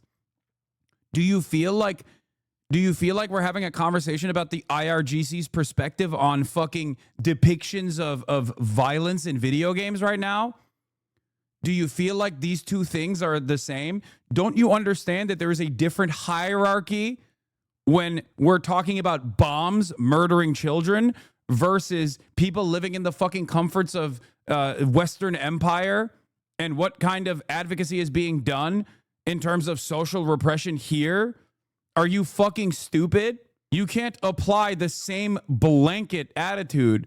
The reason why I don't apply the same blanket attitude here is because those countries and the people in those countries have not had the same liberties to be able to engage in this kind of civil advocacy because they're too busy trying not to be fucking murdered by the state of Israel or by America. Ironically enough, the groups that actively fight for the liberation of Palestine also comprised secular groups and socialist groups as well. And you know that. You are knowledgeable enough to know that as well. But ultimately, the unified goal in this circumstance is liberation. It's an emancipatory one from additional death and destruction. This is why I always use the example of Easy Company, like during World War II, the Allied forces, where we don't make this kind of inference about like what their personal political opinions were. It's incredibly stupid. Obviously, there is a different hierarchy of need when it comes to people being fucking slaughtered with bombs, dude. What the fuck? Wow. I can't, like, what am I, fucking Asmongold? Do you think I need to figure out what, like, the Palestinian resistance groups feel about titties in video games before I make up my mind on whether or not I support them? What are you, fucking dumb? Like, hey, sorry, I need to figure out what your opinion is about censorship in gaming before I can make up my mind on whether or not you deserve not to be murdered by the Israeli state. Yeah, I will be watching the Jawbreak video, yes. Anti-ICE IRL today. Sorry, don't see it in the title. No, that's later in the night, so I'm not going to be streaming at that point. Oh, also, it turns out this lady actually defended this advocacy group defended fucking the ethics of the documentary, or not, the ethics of the movie Cuties. Melissa Tankard Rice in 2020 literally defended Cuties in an opinion editorial. Wow, sick. Azan, I think you fell into the trap of aggressivity and insult. What do you mean? What? Anyway, I got rage baited. I guess I did. All right, we're gonna move on from this and get to like some other news as well. But yeah, fuck this lady. And also, Stop Killing Games is another initiative that I'm on board with. But also, this person was like insane with the way that she was able to just stir up enough controversy stir up enough controversy and do a email campaign to one of these like dumb boomer led payment processors that they got scared, and they got fucking scared, and now they're cracking the whip on Steam. After Charlie's would be a good thread that goes over the difference between fantasy and desire, porn and IRL violence. Start of articles and research on taboo sexual fantasies. Okay, it's just too much. It's too inside baseball. I'm not gonna dive deeper into that. Why is it so easy to rage bait you? Because I have 34,369 people, nice, in the chat. And when I have 34,600 and whatever people in the chat, and I'm trying to read as many of their opinions as possible, there is 34,369 people with different opinions, and there's a lot of dumb ones in here as well. And then there's even people who are trying to actively piss me off. Remember when I said that Ghislaine Maxwell is probably going to get a pardon? And then everyone was like, there's no way. That seems fucking insane. And it turns out that's exactly what we are moving towards. New, Ghislaine Maxwell, whose source told ABC News, initiated the meetings with the Department of Justice, answered questions for about 9 hours over 2 days after being granted a limited form of immunity. The so-called proffer immunity is commonly granted to individuals prosecutors are seeking to make cooperators in a criminal case. Maxwell has already been tried, convicted, and sentenced for sex trafficking underage girls. Ghislaine Maxwell just gave the DOJ info on 100 different people, according to her lawyer. Wee woo, wee woo.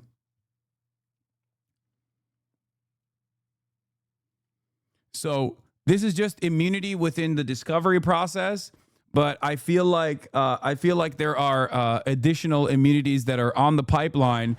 Donald Trump earlier today actually said, "I have the power to pardon her if I want to." This is what Charlie Kirk wanted. Charlie Kirk proposes offering Ghislaine Maxwell something in exchange for the testimony regarding Epstein. Maxwell is currently sentenced to 20 years in federal prison for sex trafficking, but is pursuing a claim that her trial was unfair. Maybe some kind of deal could be reached for information. Oh my God. Oh my God. They are literally going to cook the books. Oh my God. Guys, Ghislaine Maxwell wasn't just a criminal party to the conspiracy to sex traffic minors. She also was an assaulter of minors herself, according to victim testimony. Okay, witness testimony as well, but victim testimony. Okay, she was doing the things. She was right there with Jeffrey Epstein doing the same crimes as Jeffrey Epstein. The fact that this administration, who's supposed to be anti-pedophilia, is now going to give her a fucking sentence commutation in exchange for whatever kind of information that she's going to be giving them that is favorable to the administration's side, while simultaneously they refuse to reveal what the discovery showed, what the investigations into all of the financial dealings between Jeffrey Epstein, Ghislaine Maxwell, and numerous other third parties. The fact that they are actively sheltering the public from knowing who the other co-conspirators were, while simultaneously leaving it up to an famously unreliable orator who herself has perjured on numerous occasions to defend other co-conspirators like Prince Andrews, and even perjured to defend herself, to lie to defend herself, and then famously got convicted anyway, in spite of her perjury, is crazy. This is Newsmax has begun referring to Ghislaine Maxwell as a victim. Oh my God. Oh my God. Oh my God, it's happening. It's already happening. Now, Ghislaine Maxwell's lawyer has confirmed they are in discussions with the federal government about holding discussions. Maxwell is currently sentenced to 20 years in federal prison for sex trafficking, but is pursuing a claim that her trial was unfair. Since she is still contesting her own case, that may impact what she is ready to tell prosecutors. But maybe some kind of a deal could be reached for information. We will see. Now, Ghislaine Maxwell's lawyer has confirmed they are in discussions with the federal government about holding discussions. Maxwell is currently sentenced to 20. What the fuck? Holy shit. Yeah. I mean, I guess Jeffrey Epstein was a victim too. You know? Fuck it. Everyone's a victim. Ghislaine Maxwell is the fucking ringleader. What are we talking about? She was the second in command. in the pedophilia sex trafficking operation. What are we talking about? It's wild to me that this administration simultaneously keeps saying like every undocumented migrant is like a rapist pedophile that needs to be forcibly excised from the land and sent to a concentration camp surrounded by fucking alligators. Okay. Meanwhile, you have one of the most notorious pedophile sex traffickers who's in prison, and they're like, we should release her because her testimony will be favorable to our side. Like, I know that a lot of people don't care about hypocrisy. No one really cares about hypocrisy, but this is like this might perhaps be a bridge too far. You know? I feel like this is definitely like, this is, potentially releasing a pedophile sex trafficker while simultaneously calling her a victim is definitely a fucking bridge too far, man. What are we doing here? What the hell is going on? Been subpoenaed by the Oversight Committee. I think this is great. I do have a feeling that she just might be a victim. She just might be. There was a rush to judgment. There was a lot of chaos there for a while. All right, granted, she hung out with Jeffrey Epstein, and I know that's apparently not good, but she's in jail. Apparently that's not good. She's a victim. She might be a victim. Yeah, Charles Manson, simply a victim, if Ghislaine Maxwell is a victim, even though she was convicted for sex trafficking minors, procuring minors for sex trafficking, and also participating in the acts herself, in the criminal acts herself. If she is a victim, who is the perpetrator? Jeffrey Dahmer, real victim here. Who amongst us hasn't been hungry? That type of shit. Yeah, she was a victim of her own success. Yeah, Harvey Weinstein, a real victim. They're dabbing on us, folks. Oh, no, for sure. This is 100%. They are. At this point, is pretty obvious. It's like, if you are incredibly wealthy, if you're a wealthy elite, if you're a socialite, the media, or at least the right wing as it stands currently, will do everything in their power to fucking liberate you. Yeah, the child victims are obviously the ones that we need to jail. Yeah. What incentive do news media or right-wing influencers have running cover? Oh, by the way, Open Presence with another 100 gifted subs. Thank you so much. And Kane the Salt Lord, thank you for the 10 gifted subs as well. What incentive do news media or right-wing influencers have running cover for Maxwell or Trump at this point? Is it just to say that Trump? Is it just to say on Trump's good side because they think he's invincible? Are they not fucked if the base does not end up turning on him? The incentive here is clear. Donald Trump wants to pack this up. Okay. And he realizes that there's blood in the water, and a lot of people are very angry and resentful in his own base of support for refusing to refusing to reveal some of this information. And now they're asking questions about how much Trump was involved with Jeffrey Epstein. So considering that there is plenty of financial dealings and plenty of ties that the Trump administration would not want to be revealed because they want to protect societal elites, regardless of party politics, they most likely are looking for an out here, okay? They're looking for an out for Trump. And it's clear to me that through the pardoning or sentence commutation process, Ghislaine Maxwell will very clearly play ball with the admin and offer them that out. Especially because there's nothing to check Ghislaine's testimony against. Because we don't have access. We're not privy to this information that was discovered in the process of her conviction. That's the reason why people want this information to be out there. Do you understand? So if she is the only sole surviving person that can offer testimony to who she and Jeffrey Epstein were involved with, and we don't have any access, and they will never release the materials that actually, expand on that, the materials that they could use to check her testimony against, then she is the primary narrator here to her own criminal behavior.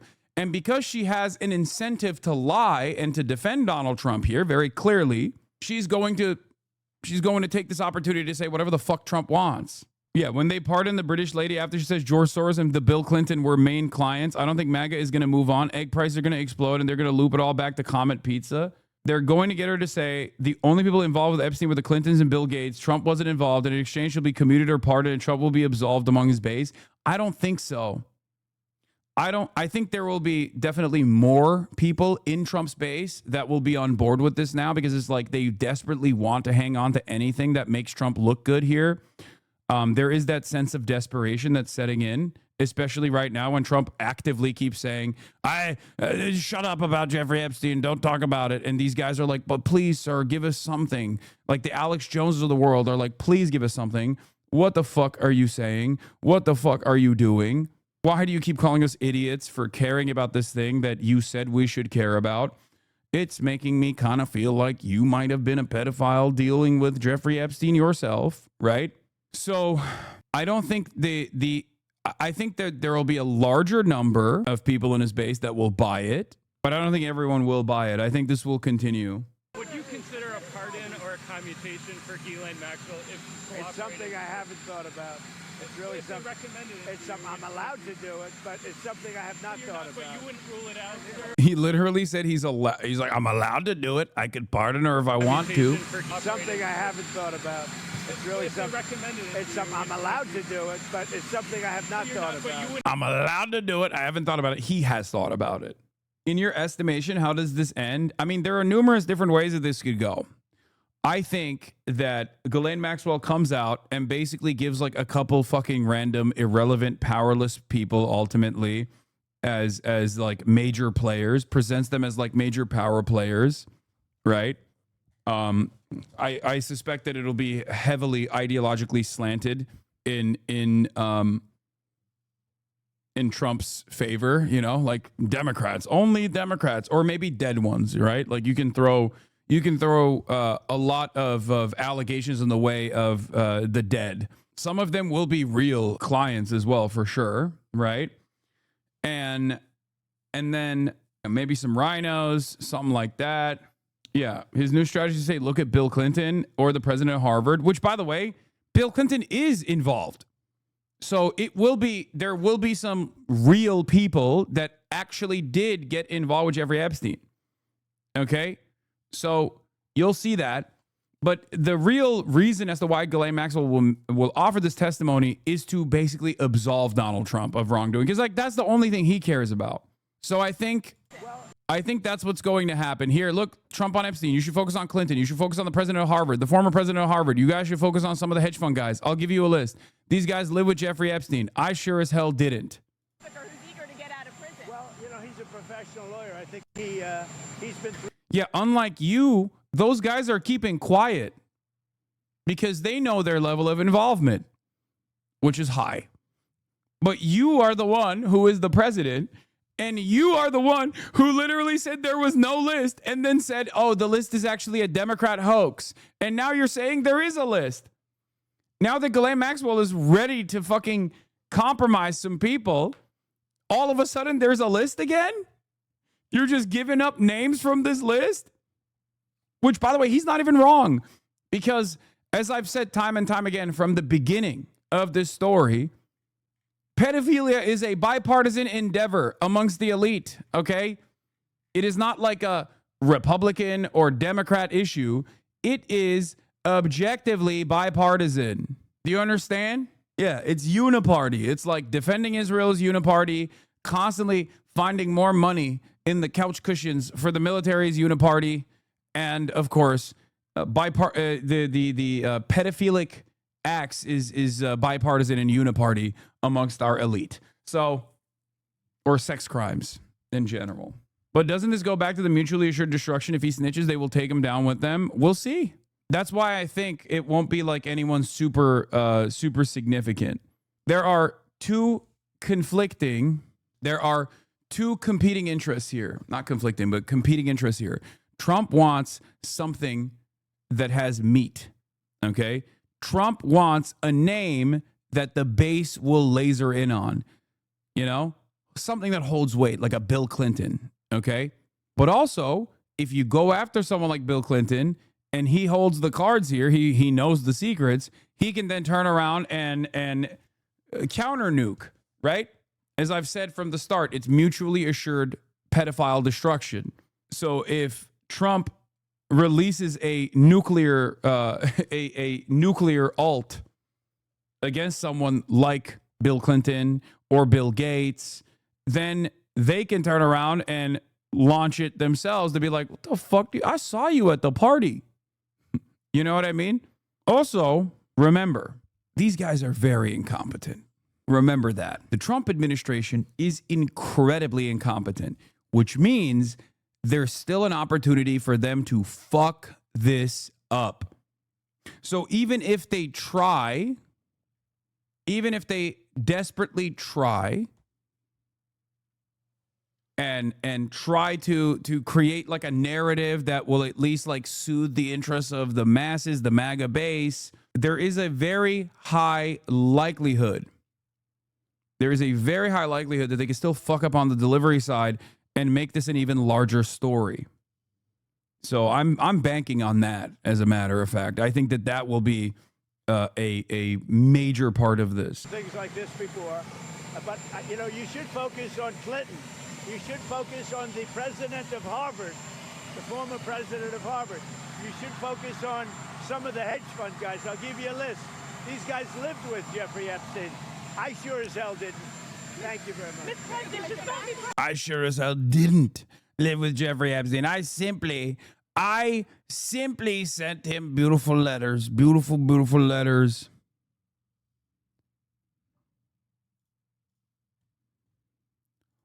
Beautiful letters. We share secrets. Many secrets. Ooh, mystery. Yeah, pro Fox camera work here. Pro camera work from Fox here. Trump can't keep up with his lies. Ooh, I love this. I love this when he says like dumb shit. Trump, July 15th, a very quick briefing. Yeah. Trump, July 25th. No, I was never briefed. No. Review, the findings of that review. The Attorney General briefed you on On that. what? On the, what? On what subject? Epstein. On Epstein. Of the review of the files. Attorney General Pam Bondi. A very quick briefing. No, I was never briefed. No. Did you ask how... New Trump Epstein photo just dropped. This one featuring James Brown via New York Times. God damn. God damn. Is the Trump presidency like the one might's power transferred only instead of superpower? It's Alzheimer of the Biden kind. All presidency is like all might's power. It's just everyone is Brandonized going forward. Brandon was the original, and he is now transferring the presidential seat with all of the accompanying problems. r/conspiracy going feral over the Epstein stuff? I mean, come on. Of course they're going feral over it. James Brown said the CIA spied on him. The CIA won't say. What? Well, I wonder what happened there. Yeah, we still have more of this Epstein saga to continue, because like every day there's like more leaks coming out. This morning, Deputy Attorney General Todd Blanche has more questions for Jeffrey Epstein's former companion, Ghislaine Maxwell. Do you have anything to say today? Sources told ABC News Maxwell initiated the meeting as she appeals her conviction and tries to get out of a 20-year prison sentence. Her attorney told us she answered every question. What kind of questions were there? Well, we don't want to get into the substance of the questions. There were a lot of questions, and we went all day. And she answered every one of them. She never just said, I'm not going to answer, never declined. It's almost unheard of for a convicted sex trafficker to meet with such a high-ranking Justice Department official, the one who used to be the president's top criminal defense attorney. Wow. If this meeting were just... Wow. Isn't that crazy? The president's lawyer? The president's lawyer is now the deputy attorney general. And as the president's lawyer, now the deputy attorney general, he is the one in charge of listening to the testimony of Ghislaine Maxwell. No conflict of interest here, folks. Nothing to see here. Yeah. No, this is perfectly reliable. Whatever she says will certainly not absolve Donald Trump because they preordained it. It'll absolve Trump because it's the truth. That's right. It's simply the truth. It's simply the truth that Trump had no involvement whatsoever. And I guess basically what they will say, what I suspect Ghislaine Maxwell will say is, given that there is extensive relationships that are obviously out and about, out in public between Trump and Jeffrey Epstein, the only way out of this that absolves Donald Trump is to, I think, say that Trump stopped talking to Jeffrey Epstein in 2003 and then never had any contact whatsoever and hated Jeffrey Epstein or something. You know what I mean? That's what I think is going to happen here. Like I think she's basically going to work actively to absolve Trump, and a part of that will be to, you know, use the information that we do know, and then say, see, Trump had no contact whatsoever with Jeffrey Epstein. I do not think that Ghislaine is going to come out and be like, Trump was literally fucking kids with Jeffrey Epstein. Like, there's just not going to happen, okay? I don't think that she is going to reveal any new information, and I think she is going to perjure herself again and again, but this time she has all of the opportunity to perjure herself. She has every opportunity to lie. She has an incentive to lie, and she is probably going through the readily available information right now to figure out exactly how to lie so that it can't be contradicted by publicly available information. Do you understand? And now we know, according to Spectator Index, according to New York Post, not the most reliable, but she was given a document box yesterday, and today she has delivered 100 different people linked to Jeffrey Epstein, according to New York Post. Just to find out, does she have any information on anyone else who potentially should be indicted? Well, you would think that the Deputy Attorney General would have other prosecutors there with him who actually tried the case. He doesn't. And that does lead to the question, is this a legal meeting or is this a political meeting? Maxwell was convicted of enabling Epstein's abuse of women and girls. Dude, like, there have been so many moments that the Republicans have been able to expertly weaponize because they were fucking illicit and maybe borderline illegal. Okay? Do you remember when Bill Clinton did that private jet thing with, who was it? I think it was like the Attorney General Loretta Lynch. Yeah.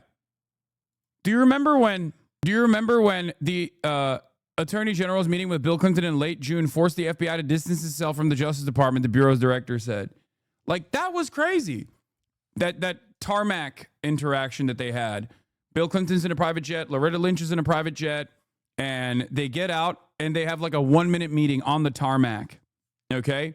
Which was abso-fucking-lutely inappropriate. And the Republicans used that into oblivion. They were like, oh, remember this? This is crazy. I can't believe Bill Clinton's doing this. And they had every right to do so. Right? Because this was illicit. It was totally and utterly ridiculous. It was preposterous that they did that. Okay? But what Donald Trump is doing right now by sending his own personal attorney to have closed-door private fucking meetings as the Deputy Attorney General with a major criminal like Ghislaine Maxwell is an incredibly large conflict of interest. It is so much more out and about. Like, it's out there. It's right there. It's open corruption. And yet people are not even making a big fuss about it partially because it's Trump. And what are you going to do? It's just how he plays ball, right? But it's right there. As chatters have said already, they're dabbing on us. Okay? They are dabbing on us. They're saying, fuck you. What are you going to do about it, bitch? They're flexing. Like, this is fucked up. Okay? Loretta Lynch is Attorney General having a private meeting with Bill Clinton while they're in the process of looking into Hillary Clinton's butter email scandals is ridiculous. But the Republicans were incredibly effective in playing politics and made this a major story at the time. They used it. Meanwhile, Donald Trump has been personally throwing himself out there every day looking like a fucking insanely suspicious criminal directly affiliated with Jeffrey Epstein. And that's the only reason why we're talking about it. It's not because the Democrats are actively pushing for it. Okay? The only reason why we're talking about it is because Trump keeps floundering. He keeps trying to get out of this story, and he's doing a horrible job. That's the only reason why it hasn't been swept under the rug. Democrats barely are hanging on to the story and barely pushing it. Every Democrat should be screaming about this, to be like, what are we doing? Donald Trump's personal attorney? Donald Trump's personal attorney is now the deputy attorney general and is having a private meeting with Ghislaine Maxwell after weeks of inconsistent statements coming from Donald Trump about the list was fake, but there is a list, but the list was made by Democrats. And now there is a list, but it wasn't made by the Democrats. Now that they suspiciously have, now that they're suspiciously talking to Ghislaine Maxwell in closed door settings. What is happening? Chuck did mention it, to be fair. No, actually, as a matter of fact, I'm talking precisely about Chuck Schumer. Chuck Schumer yesterday tweeted out something, okay? And I think that's really funny that he tweeted this out, even though he didn't personally tweet it out. Someone else must have tweeted it out because Chuck Schumer famously does not have a smartphone. He's very proud of not having a smartphone, so obviously he's not the one tweeting shit out. Someone in his team is. And the tweet was something along the lines of like, it's completely unacceptable for the president to have a closed door meeting with Ghislaine Maxwell. Like basically what I'm saying, right? What I was saying is like completely ridiculous. Does anyone have the Chuck Schumer tweet? Yeah. Hold on. Let me see if I can find it. I think was it on his personal account or was it on his private account? He does converse with the Baileys without a phone. Yes. Oh, yes. Here it is. Here, I found it. Under no circumstances should anyone from Trump's DOJ be allowed to privately interview Ghislaine Maxwell. The conflict of interest is glaring. It stinks of high corruption. He tweeted this at 1:54 p.m. This was approximately 4 hours after they had done this. It had already happened at that point. Now that Trump's also deputy interviewed Ghislaine Maxwell, she's ready to give names in exchange for leniency. We have a list again. How fortuitous. Dems are experts at tackling problems after they happen. This shouldn't be a surprise. Yeah. Great stuff, man. Why does she even need to give names? I thought they had mountains of evidence already from thousands of hours of literal dollar transactions. They do. There is a list compiled of people who are Jeffrey Epstein affiliates. It's out there. The very fact that they are they're talking to Ghislaine Maxwell is because they don't want the actual list to be released. It's that simple. And Democrats and anyone else should not let that go. Okay? There's footage, there's names, there's a paper trail. There are thousands of wire transfers that connect Jeffrey Epstein through illicit financial dealings to numerous high-ranking officials, heads of state, heads of intelligence agencies, and of course, even the fucking royal family, and also, politicians and the like. So Donald Trump doesn't want that list coming out. So now the only way for you to get a crumb of information will be this heavily slanted Ghislaine Maxwell testimony, even though Ghislaine Maxwell herself has on numerous occasions lied about her involvement and lied about others' involvement even to protect other people like Prince Andrews. Farmer, who testified against her at trial, questioned why Maxwell was granted a meeting with the Deputy Attorney General. It's very disappointing that these things are happening behind closed doors without any input from the people that the government asked to come forward and speak against her in order to put her away.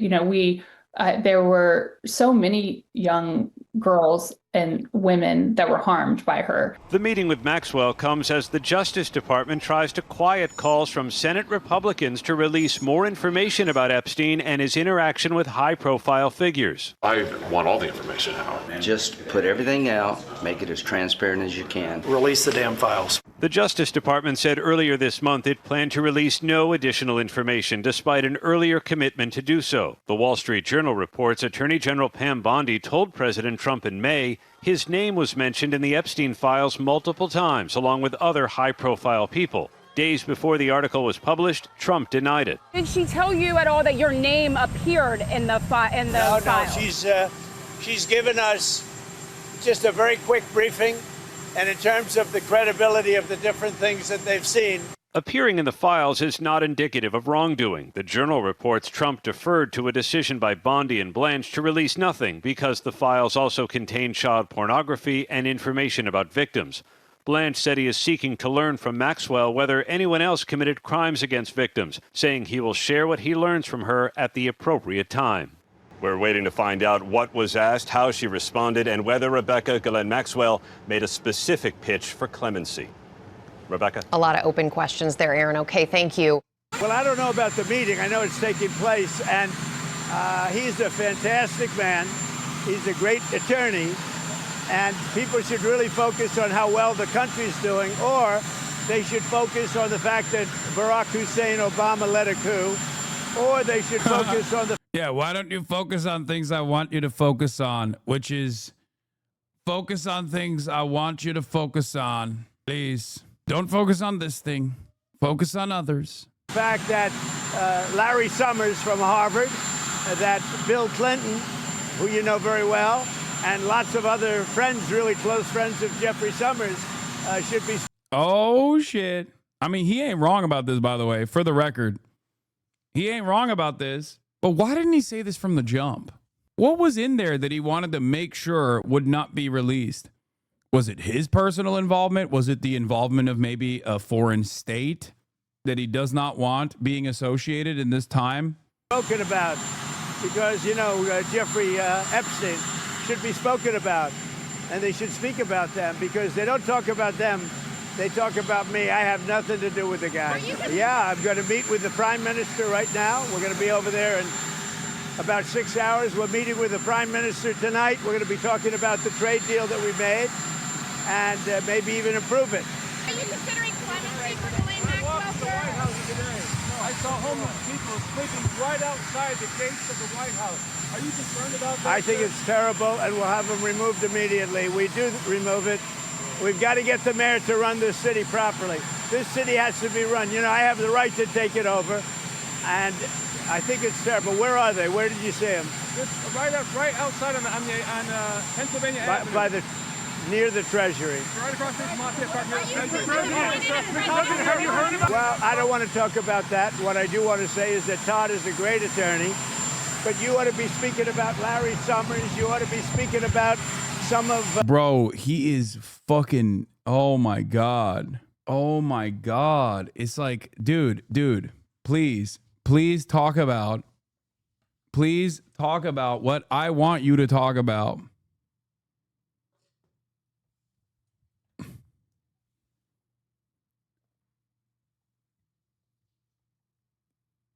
He's giving a few names, but not himself. Yeah. Notice how the few names that he's giving are also, you know, ideological perceived enemies of Donald Trump. Awfully suspicious. His friends that are hedge fund guys, they're all over the place. You ought to be speaking about Bill Clinton, who went to the island 28 times.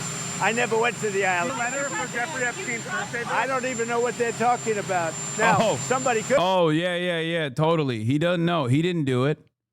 Yeah, I don't even know how to write or read. I am illiterate. Folks, believe me, I'm stupid and illiterate. Don't believe the lies. People say I draw. I've never written a draw.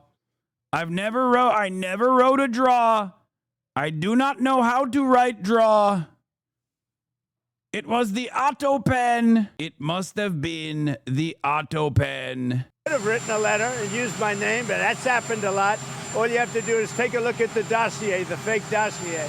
Everything's fake with that administration. Everything's fake with the Democrats. Take a look at what they just found about the dossier. Everything is fake. They're a bunch of sick people. Where did you see the people laying outside? Exactly? Right across the street from Lafayette Park, sir, towards 15. We'll take care of it. Why are the journalists like, here are all of the homeless people that you would like, if you would like to kill them, there are homeless people here. Just go and, sick your forces on them. Alternative methods to bring hostages home. Well, we got a lot of them out, and I've always said those last 10 or 20 are going to be the toughest, because Hamas knows what happens when they don't have any bargaining chip. And they really broke a deal. They broke a deal. And you're going to have to do what you have to do right now. It's a terrible thing. And I always knew that. I said, when you get down to the last one, they're not going to be able to make a deal. Would you consider a pardon or a commutation for Ghislaine Maxwell if she cooperated? It's something I haven't thought about. It's really something. It's something I'm allowed to do it, but it's something I have not thought about. But you wouldn't rule it out? I'm Steve Ducey. I'm Brian Kilmeade. Trump blasts reporters to their face for making a very big thing about Epstein files. No, I was never briefed. No. Did you ask how? What are you hoping? Yeah, he's lying about that. Saying he's never been briefed on the Epstein stuff is a bullshit lie. We already know from reporting from the Wall Street Journal that the DOJ actually was tasked with scouring through how he was mentioned.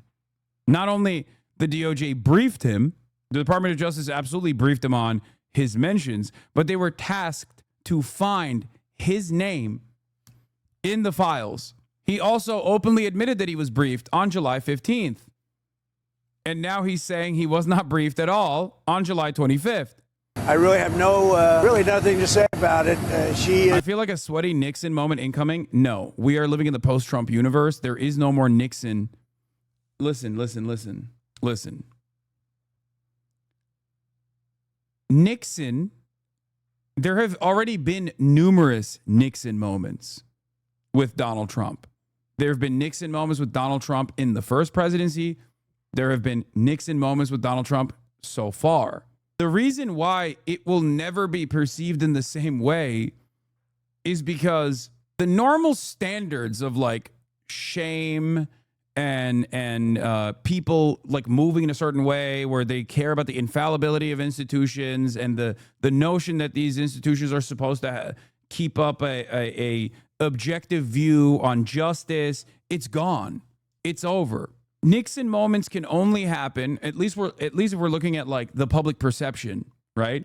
Nixon moments can only happen if people are capable of getting angry at Donald Trump. If the base of support is capable of getting angry at Donald Trump, if there are enough people within positions of power that still care about, I don't know, defending these institutions, I think it's done. I don't know what could happen. I don't know what could happen for like, what could Donald Trump be caught doing that would be a bridge too far? I genuinely don't know. This is a different country. Our institutions are failing. This is what decline looks like. It's only going to get worse. Yeah. This is being talked to by a very smart man, by a very good man, Todd Blanche. And I don't know anything about the conversation. I haven't really been following it. A lot of people are asking me about pardons. Obviously, this is no time to be talking about pardons. But a lot of people have asked about pardon. This is just not a time to be talking about pardons. Todd will come back with whatever he's got. You're making a very big thing over something that's not a big thing. You should be talking about, if you're going to talk about that, talk about Clinton, talk about the former president of Harvard, talk about all of his friends, talk about the hedge fund. Oh my God. Okay.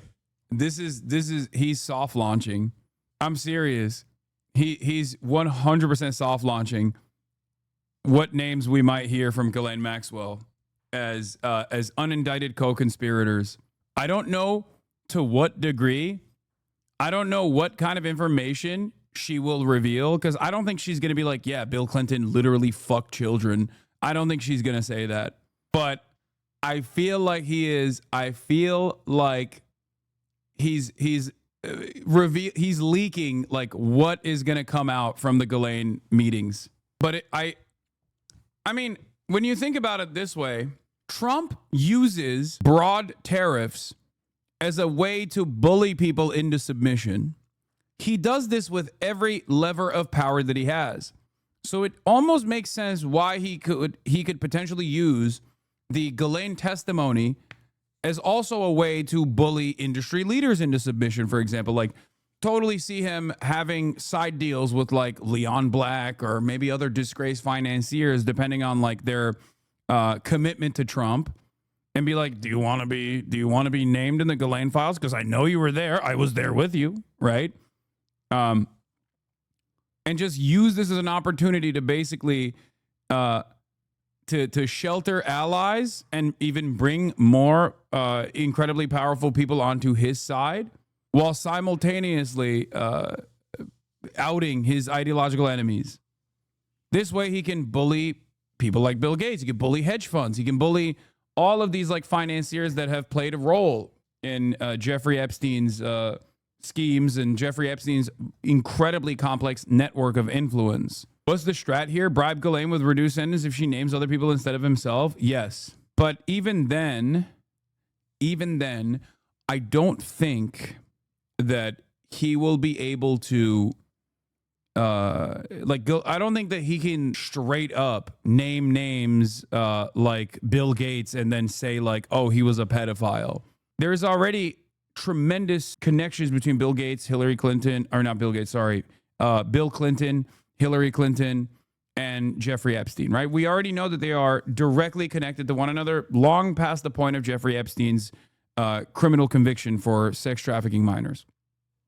So he can get away with like naming Bill Gates, but I don't think he can get away with like, I keep saying Bill Gates. He can get away with naming Bill Clinton, but I don't think he can get away with saying that Bill Clinton was like literally directly involved sexually with minors. Bill Gates too, by the way, for the record, Bill Gates literally did meet with Jeffrey Epstein. We know that. Okay. So that's the reason why I keep saying Bill Gates as opposed to Bill Clinton.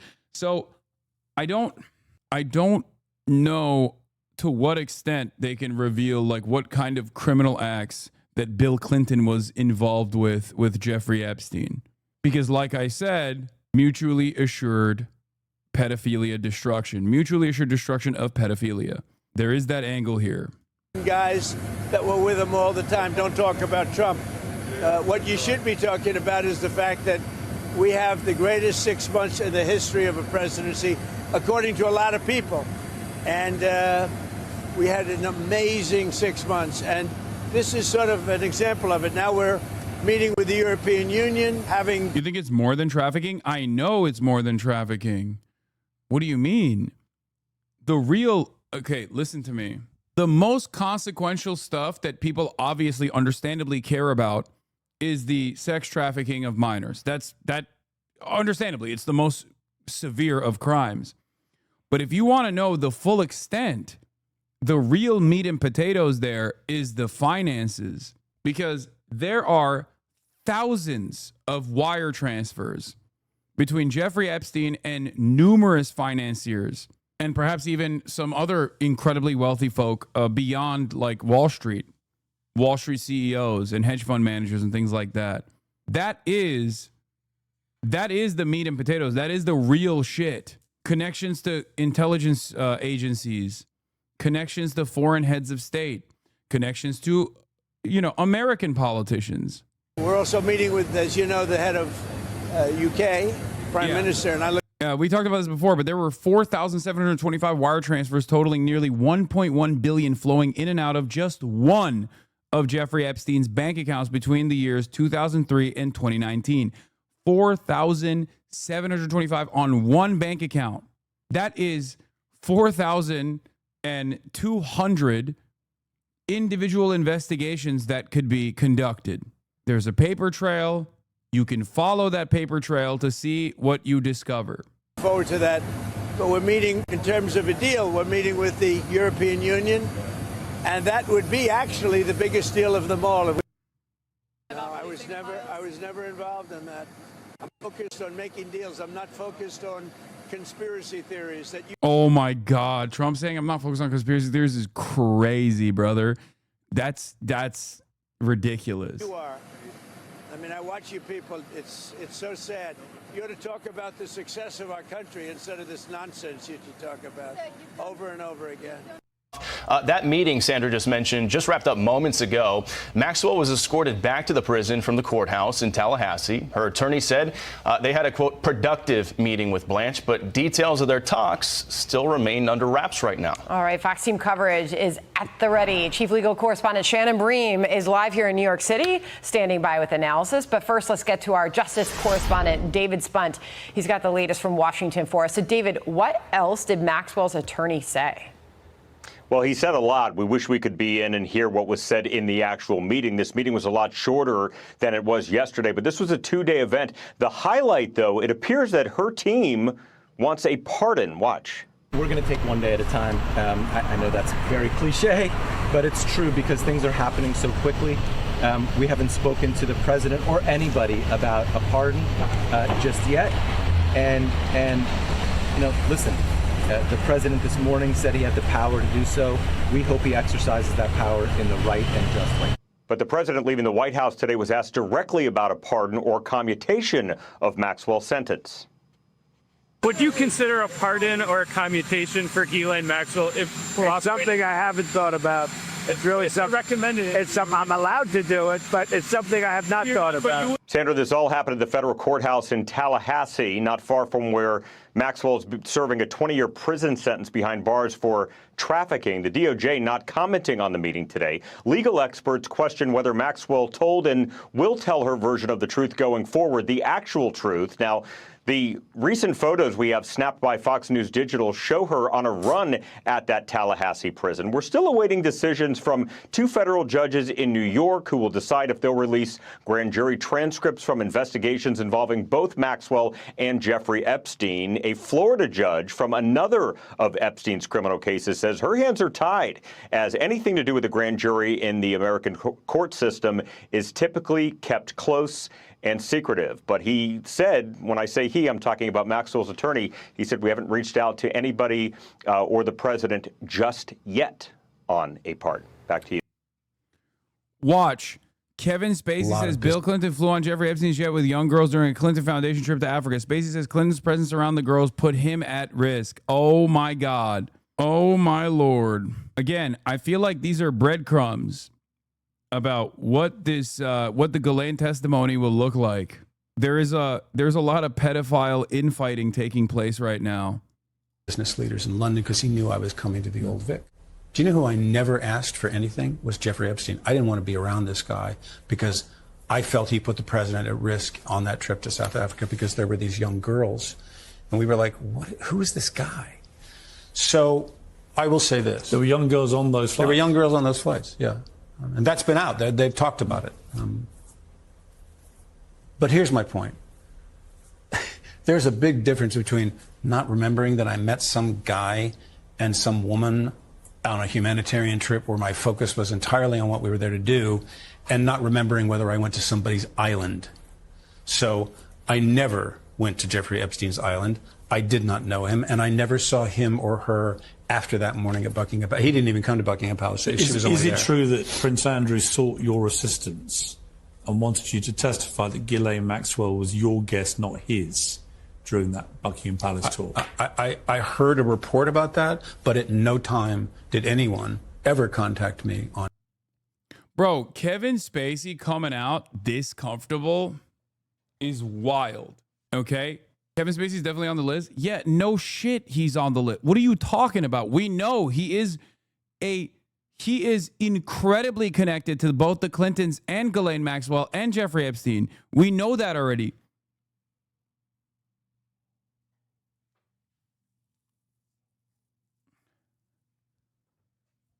We also know that he was, there was a criminal trial that ended under mysterious circumstances.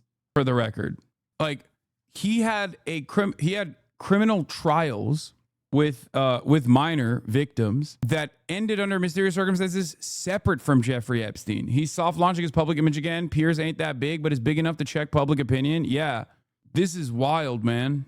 Yeah, one of his accusers died. Another one actually rescinded their testimony after one of the accusers died. On his behalf. And as I say, I'm not friends with him. I never saw him after that day. What do you think about what's happened to him? I don't know anything about it. It's not, I'm not going to talk about someone else's scandal, Russia, so they've settled on Carter What? Page, and in order to get the fuck is the rest of this? Yeah. He's 3 of his accusers died in the same year. Ari Ben dies at 47, marking 3rd death this year of Kevin Spacey accusers. Author Ari Ben has died, marking the third passing in 2019 of a person who publicly accused actor Kevin Spacey of sexual misconduct or assault. The 47-year-old, who was previously married to Norwegian princess Martha Louise, died by suicide on Christmas Day. Family spokesman Geir Hakosson told CNN, "It is with great sadness in our hearts that we, the very close relatives of Ari Ben, must announce that he took his own life today," the statement read. "We ask for respect for our privacy at this time to come." Anthony Fantano says, "Happy birthday." Hey, thank you. Oof. Fantano called you old and to listen to the new Freddie Gibbs? Sure. His death comes 2 years after he spoke openly on a Norwegian radio station about an alleged encounter with Spacey that transpired when the actor had hosted a Nobel Prize concert. "I have a little Me Too story about Kevin Spacey," Ben said, becoming one of the 15 individuals to come forward with disturbing claims about Spacey. "We were having a nice chat where we spoke about theater and drama in the Little Theater, The Wick, a theater in London. We had a good conversation sitting beside each other. After 5 minutes, he said, 'Hey, let's go out and have a cigarette.' Then he grabbed me under the table right in the balls." Hey, Sanchovies. Yeah.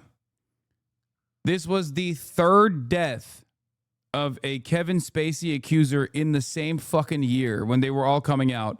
And then the remaining, did you talk about the Tim Heidecker H3 office hours Hassan hater caller yet? No, I don't know what those words mean. That's crazy.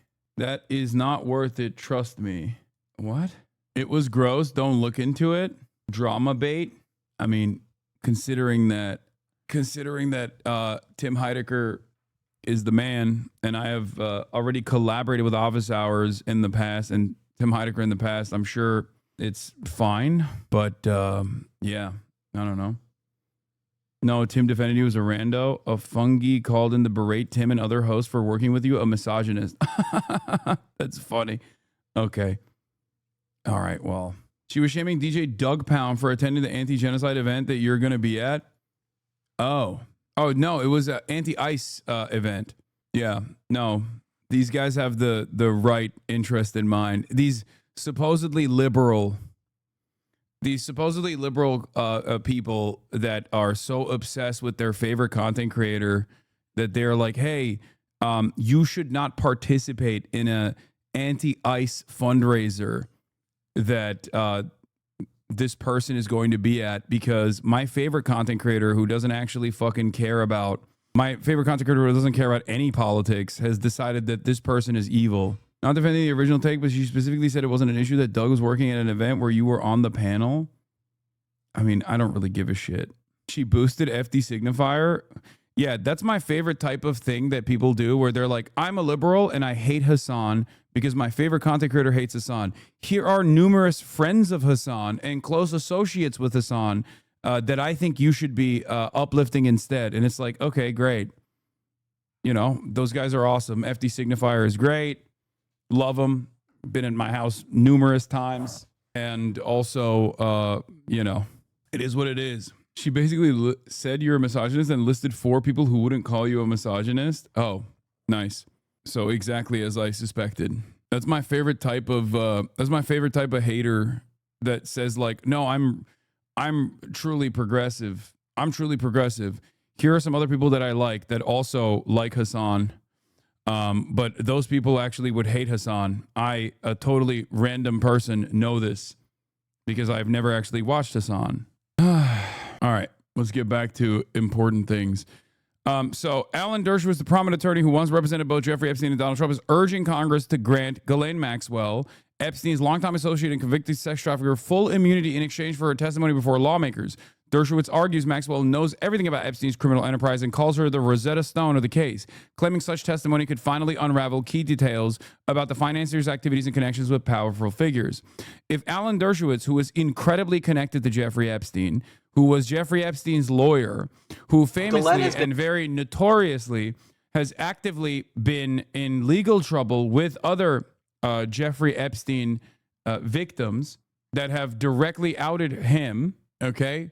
If he's saying Ghislaine Maxwell has reliable testimony and is the Rosetta Stone here, just know, considering that he is compromised, he knows for a fucking fact that Ghislaine Maxwell is not going to reveal any new information.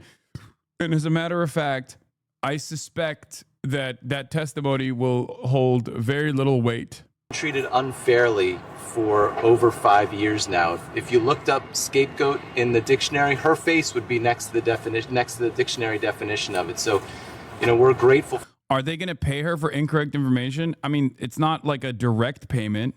The payment is going to instead be sentence commutation. What? Why do you keep posting your own Twitter in here? Your own Twitter account in here? Stop trying to get me to click on your Twitter.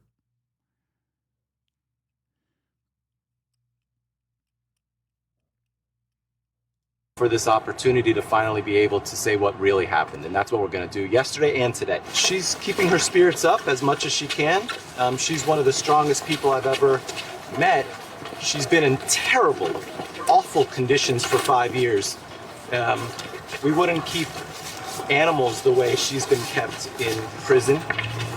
So, it's unbelievable that she can keep her spirits up this high, and we're proud of her. We just ask that folks. I think the fact that she is one of the primary facilitators and she is the only known major conspirator that hasn't died in prison under mysterious circumstances is evidence enough, at least, I'm speculating, but it's already suspicious enough.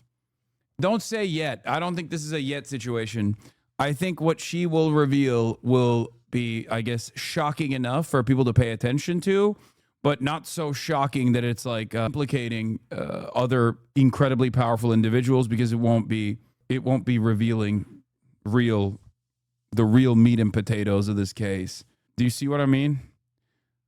The very fact that she's still very much alive and in prison implies that people know that she is playing ball. If you consider Jeffrey Epstein dying under mysterious circumstances and not actually committing suicide, or Jean-Luc Purnell dying in prison also under mysterious circumstances that they called suicide, implies that she is known to play ball. Look at what she has to say with an open mind, and that's what Deputy Attorney General Todd Blanche has promised us, and everything she says can be corroborated, and she's telling the truth. She's got no reason to lie at this point, and she's going to keep telling the truth. Yeah, she's so fearless. And we're finished after... She's so fearless. She's such a girl boss. I like using girl boss terminology when talking about a convicted sex trafficker of minors who was also a convicted rapist as well. A rapist, sex trafficker of minors. And this guy's like a real girl boss, real brave of her. Hashtag free spirit. All day yesterday and today, Ghislaine answered every single question asked of her over the last day and a half. She answered those questions honestly, truthfully, to the best of her ability. She never invoked a privilege. She never refused to answer a question. So we're very proud of her. We're proud of how the process has worked over the past day and a half. I will say this, she has been treated unfairly for the past 5 years. She didn't get a fair trial. We're still appealing to the Supreme Court. We're going to be filing a reply in the Supreme Court on her cert petition on Monday. Remember, people have questioned her honesty, which I think is just wrong. Remember, a juror lied to get onto the jury, admitted to lying to get onto her jury. She did not get a fair trial.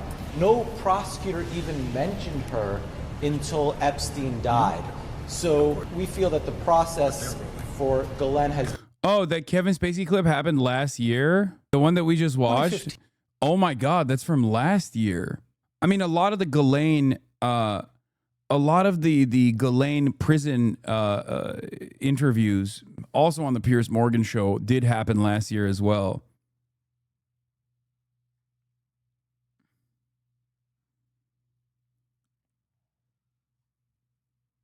Is crazy, dude. I don't know what to say, man. This shit is actually insane. What an insane conflict of fucking interest here, dude. Like, this is like, I cannot. Like, you have an administration that is like actively seeking to cover up all of the investigation's details and using Ghislaine Maxwell as the primary testifier. And she has all the power and all the interest in seeking clemency, seeking a pardon, and her freedom from an administration that is known to engage in quid pro quo is hanging on her testimony. She has literally every reason to lie. Been unfair. She was denied bail. She was treated worse than an animal would be treated in jail when she was first held, woken up every 15 minutes. So we're just trying to get through the process where we are now and get her some relief. So that's where we are today. We don't know. We don't know how it's going to play out. We just know that this was the first opportunity she's ever been given to answer questions about what happened. And so the truth will come out about what happened with Mr. Epstein, and she's the person who's answering those questions. We don't think this will affect her appeal. We're appealing on a very important ground, which is the government at the time promised her that promised Jeffrey Epstein that any potential co-conspirators would not be prosecuted. And so she deserves that promise. And I'm surprised. I don't think President Trump knows that the Justice Department took the position that that promise should not be upheld. President Trump is the ultimate deal maker. He knows that a promise made on behalf of the government should bind the government. And so we're hoping the Supreme Court agrees with us that when the U.S. Attorney's Office in the Southern District of Florida promised that no potential co-conspirators would be prosecuted, that bound the Southern District of New York as well. We're getting new details about the now infamous birthday book given to Jeffrey Epstein for his 50th. The Wall Street Journal has new reporting about the contributors, which it says include not only Trump, but former President Bill Clinton, Wall Street billionaires, and other prominent celebrities. Clinton declined to comment, but said in 2019 that he knew of nothing of Epstein's crimes and had not spoken to him in more than a decade. And the New York Times reports that President Trump had signed another admiring note to Epstein in a copy of Trump's book, The Art of the Comeback, dated October of '97, writing, "You are the greatest." NBC News has not independently verified either of those reports. Joining me now, the reporter who broke that story, David Enrich, who is deputy investigations editor for the New York Times. David, the White House has acknowledged that in 1997, Trump and Epstein still had a relationship, but has called reports that Trump participated in that birthday book fake. So walk us through your new reporting. Well, it confirms that Trump contributed to the birthday book. And I can't, it's pretty simple, really. And Trump has been denying and downplaying the extent of his relationship with Epstein for a while now. And every new bit of reporting we've done and that some of our competitors have done as well suggests that what we've known for a long time is true, which is that Epstein and Trump were quite close in the 90s and into the early 2000s. Does it seem at all likely, as some people have speculated, for example, that Donald Trump said, yeah, go ahead, put a page in for me, or that he really didn't know even that there was a birthday book? What do we absolutely know about this book? And by the way, where is it right now? Well, the birthday book is, our understanding, is in the possession of Jeffrey Epstein's estate, which is being controlled by some of his former lawyers and advisors. I think it's possible with Trump's submission to the birthday book that someone else prepared it for him and he signed his name. And I don't know that that's the case, but I think that is plausible. But I also think that it is very unlikely that Trump himself didn't sign the book and or wasn't aware that it was being prepared on his behalf. Again, Trump and Epstein, by all appearances, were close friends, or were quite friendly, I should say, and spent a lot of time together. Yeah, we have seen over the course of days more video, right? More pictures of them together. There's no question about the fact that they had a friendship. And Donald Trump essentially acknowledged that when he said, you know, we were friends, but we had a falling out, right? The question of, though, contributing to this book, is that something potentially Ghislaine? Yeah, that motherfucker didn't just say happy birthday. He said we both got secrets that we have to hide. A friend is a beautiful thing. He didn't just say happy birthday, okay? I'm sorry. That wasn't just a happy birthday, King note, okay? It was far beyond, above and beyond the happiest of birthdays. He said enigmas never age. And he fucking doodled it. At first, At first, I was on team Trump doesn't doodle. That doesn't sound like him. And then it came out that he does, as a matter of fact, doodle quite a lot. And after that, I was like, okay, maybe he definitely doodled that shit too. He is a major doodler. He loves doodling and perhaps diddling as well. Maxwell might be able to clear up in her conversations that she had up until 12:30 this afternoon and all day yesterday with Todd Blanche. Yeah, absolutely. I mean, Ghislaine Maxwell is the one who put this book together. I think she is the holder of a lot of information and a lot of secrets about Epstein's relationship with quite a few powerful people, including Donald Trump. But again, I don't think there's really any dispute that, and I know Trump is denying it, but I do not think there's any dispute among people who have studied this and looked into the facts and done reporting that Trump did submit to the birthday book. That does not mean that Trump had an improper relationship with Epstein or knew about Epstein's crimes. It just means, again, what we have known for a long time, which is that Epstein and Trump were pals in the 90s and early 2000s. And what's notable to me is the degree to which Trump is denying this and the ferocity with which he's denying it. And that has surprised me. And I think that it suggests something about his sensitivity to this stuff. And it makes me wonder what else there is to know that has got his guard up so ferociously here.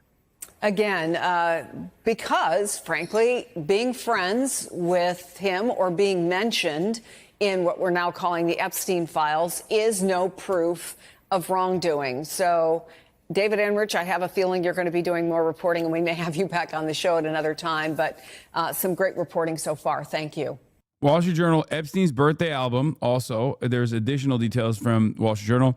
Epstein's birthday album included letters from Bill Clinton, Donald Trump, and others. This is it. Jeffrey Epstein's birthday album included letters from Bill Clinton and also disgraced financier Leon Black. Now we've talked about Leon Black a little bit.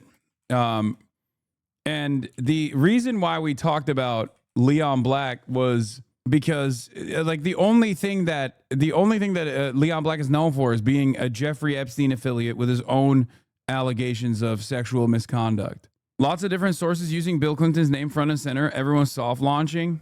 Former president, Wall Street billionaire, were listed along with Donald Trump as friends in the 2003 book's table of contents, which named around 6 contributors. The biggest name was a past president rather than a future one. Epstein's former girlfriend, Ghislaine Maxwell, was keen for Bill Clinton and other bold-faced names to submit letters for the special gift, according to people involved in putting it together. In the end, she was successful. The leather-bound album, assembled before Epstein, was first arrested in 2006 and included a page with a single paragraph in Clinton's distinctive scrawl. It's reassuring, isn't it, to have lasted as long across all the years of learning and knowing, adventures and illegible word. Don't know what the illegible word is. And also to have your childlike curiosity, the drive to make a difference, and the solace of friends. First of all, why is every former president writing like this to Jeffrey Epstein? They all use a very similar language. Also, childlike curiosity it's extra strange. A spokesman for Clinton declined to comment on the birthday message, which was reviewed by the Journal. He referred to the Journal to a previous statement that the former president had cut ties more than a decade before Epstein was arrested in 2019 and didn't know about Epstein's alleged crimes. Except you were walking your daughter, Chelsea Clinton, down the aisle as Ghislaine Maxwell was standing right there. And that was after you had, quote unquote, cut ties with Jeffrey Epstein. So maybe some ties were not cut.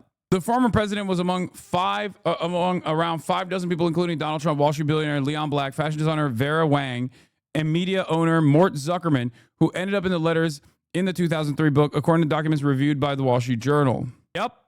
The Dersh is, of course, also on there. The letter bearing Trump's signature, which had the outline of a naked woman, was one of the more memorable pages, according to the people involved in putting the album together. Trump has called the letter a fake thing.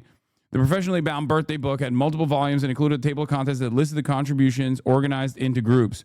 While many letter writers weren't famous, some categories held notable people. Clinton and Trump were listed under the Friends group, along with about 20 other associates such as Leon Black, Zuckerman, former Victoria's Secret leader Leslie Wexner, attorney Alan Dershowitz, and the late Jean-Luc Brunel, who ran a modeling agency.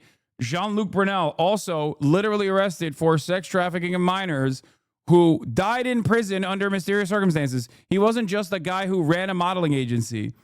Leslie Wexner is literally almost entirely responsible for Jeffrey Epstein's fortune, gave Jeffrey Epstein power of attorney, gave Jeffrey Epstein the New York mansion that he used. Okay? Alan Dershowitz was Jeffrey Epstein's friend and also was one of the named perpetrators by Virginia Giuffre, one of the most notorious of victims of Jeffrey Epstein, and Alan Dershowitz as well. Jean-Luc Brunel, like I said, ran numerous modeling agencies and used those modeling agencies as a way to find new victims for Jeffrey Epstein, and was arrested for sex trafficking minors and his involvement with Jeffrey Epstein when he died under mysterious circumstances in prison. So these aren't just like regular guys. A business group included the late Alan Ace Greenberg and the late James Jimmy Kane. Both men worked at Bear Stearns, where Epstein was the investment banker. Was at the investment bank in the 1970s. Other people were grouped under categories such as science, Brooklyn, and family. Some of the messages were anodyne birthday wishes, but others were bawdy and made crude jokes about sex, according to the documents reviewed by the Journal. A letter from Nathan Myhrvold, a billionaire and former Microsoft executive, said he was sending photos from a recent trip to Africa. They seem more appropriate than anything I could put into words, said the letter, which ended with the typed Nathan. It was followed by photos of monkeys screaming, lions and zebras mating, and a zebra with its penis visible. What the fuck? Yeah, Ghislaine Maxwell got granted limited immunity by the Trump Justice Department. This is limited immunity for revealing details about for the interview process, chat. This isn't like additional immunity. Yeah. This is just that this is just a rehashing of something we covered earlier today. Now, it's interesting that Trump is named alongside co-conspirators that we know are co-conspirators under the friend category. So just want to point that out. The friend category is the meat here, okay? Clinton and Trump were listed in the friends group. And I told you already the extent of the involvement of others in the friend group in this birthday book. Okay? A spokesman for Myhrvold said he doesn't recall the submission and that he's that it stood for Vanity Fair Poster Child, a reference to a magazine profile of Epstein that was in the works.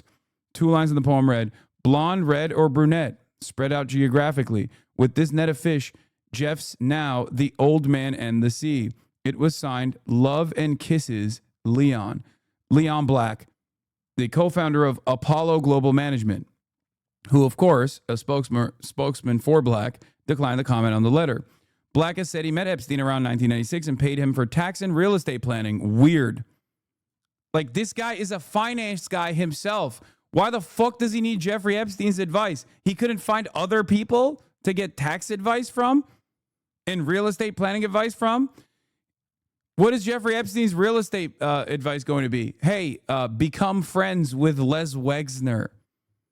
And then Les Wexner will give you power of attorney and also will give you a fucking $30 million mansion for free. Wow, incredible advice. Thank you, sir. Yeah, Leon Black agreed to pay $62.5 million to settle Epstein-related claims, by the way. The private equity mogul struck a deal with the U.S. Virgin Islands to avoid a potential lawsuit over his ties to Jeffrey Epstein.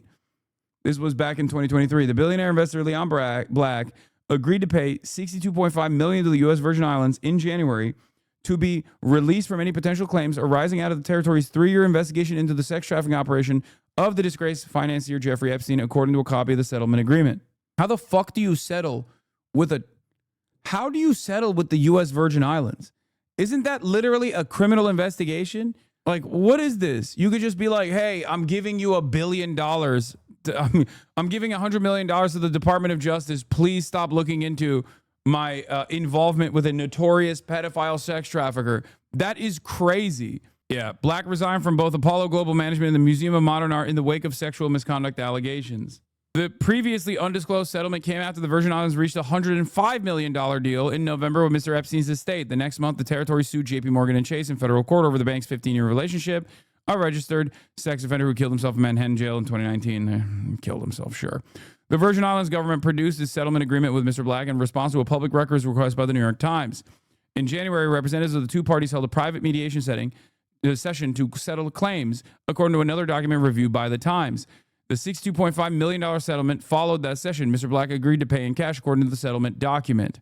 The settlement shows the extent to which Mr. Black, once a titan of the private equity industry, has gone to limit scrutiny of his decades-long social and business ties to Mr. Epstein. This is Wild Spacey. Oh yeah, he does Frank Underwood threats. Yes. Yes, I remember this.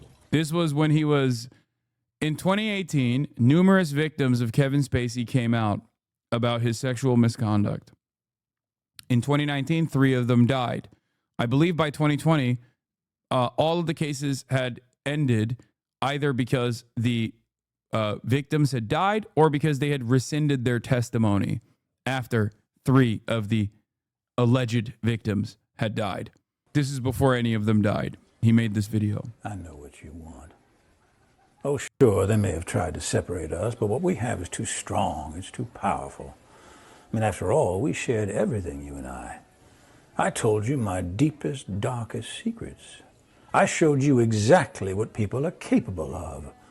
I shocked you with my honesty, but mostly I challenged you and made you think. And you trusted me, even though you knew you shouldn't. So we're not done, no matter what anyone says. And besides, I know what you want. You want me back. Of course, some believed everything and had just been waiting with bated breath to hear me confess it all. They're just dying to have me declare that everything said is true and that I got what I deserved. Wouldn't that be easy if it was all so simple? Only you and I both know it's never that simple, not in politics and not in life. But you wouldn't believe the worst without evidence, would you? You wouldn't rush to judgments without facts, would you? No, this is not his natural speaking voice. He's playing Frank Underwood from the Netflix series House of Cards. This is after he was already off the show.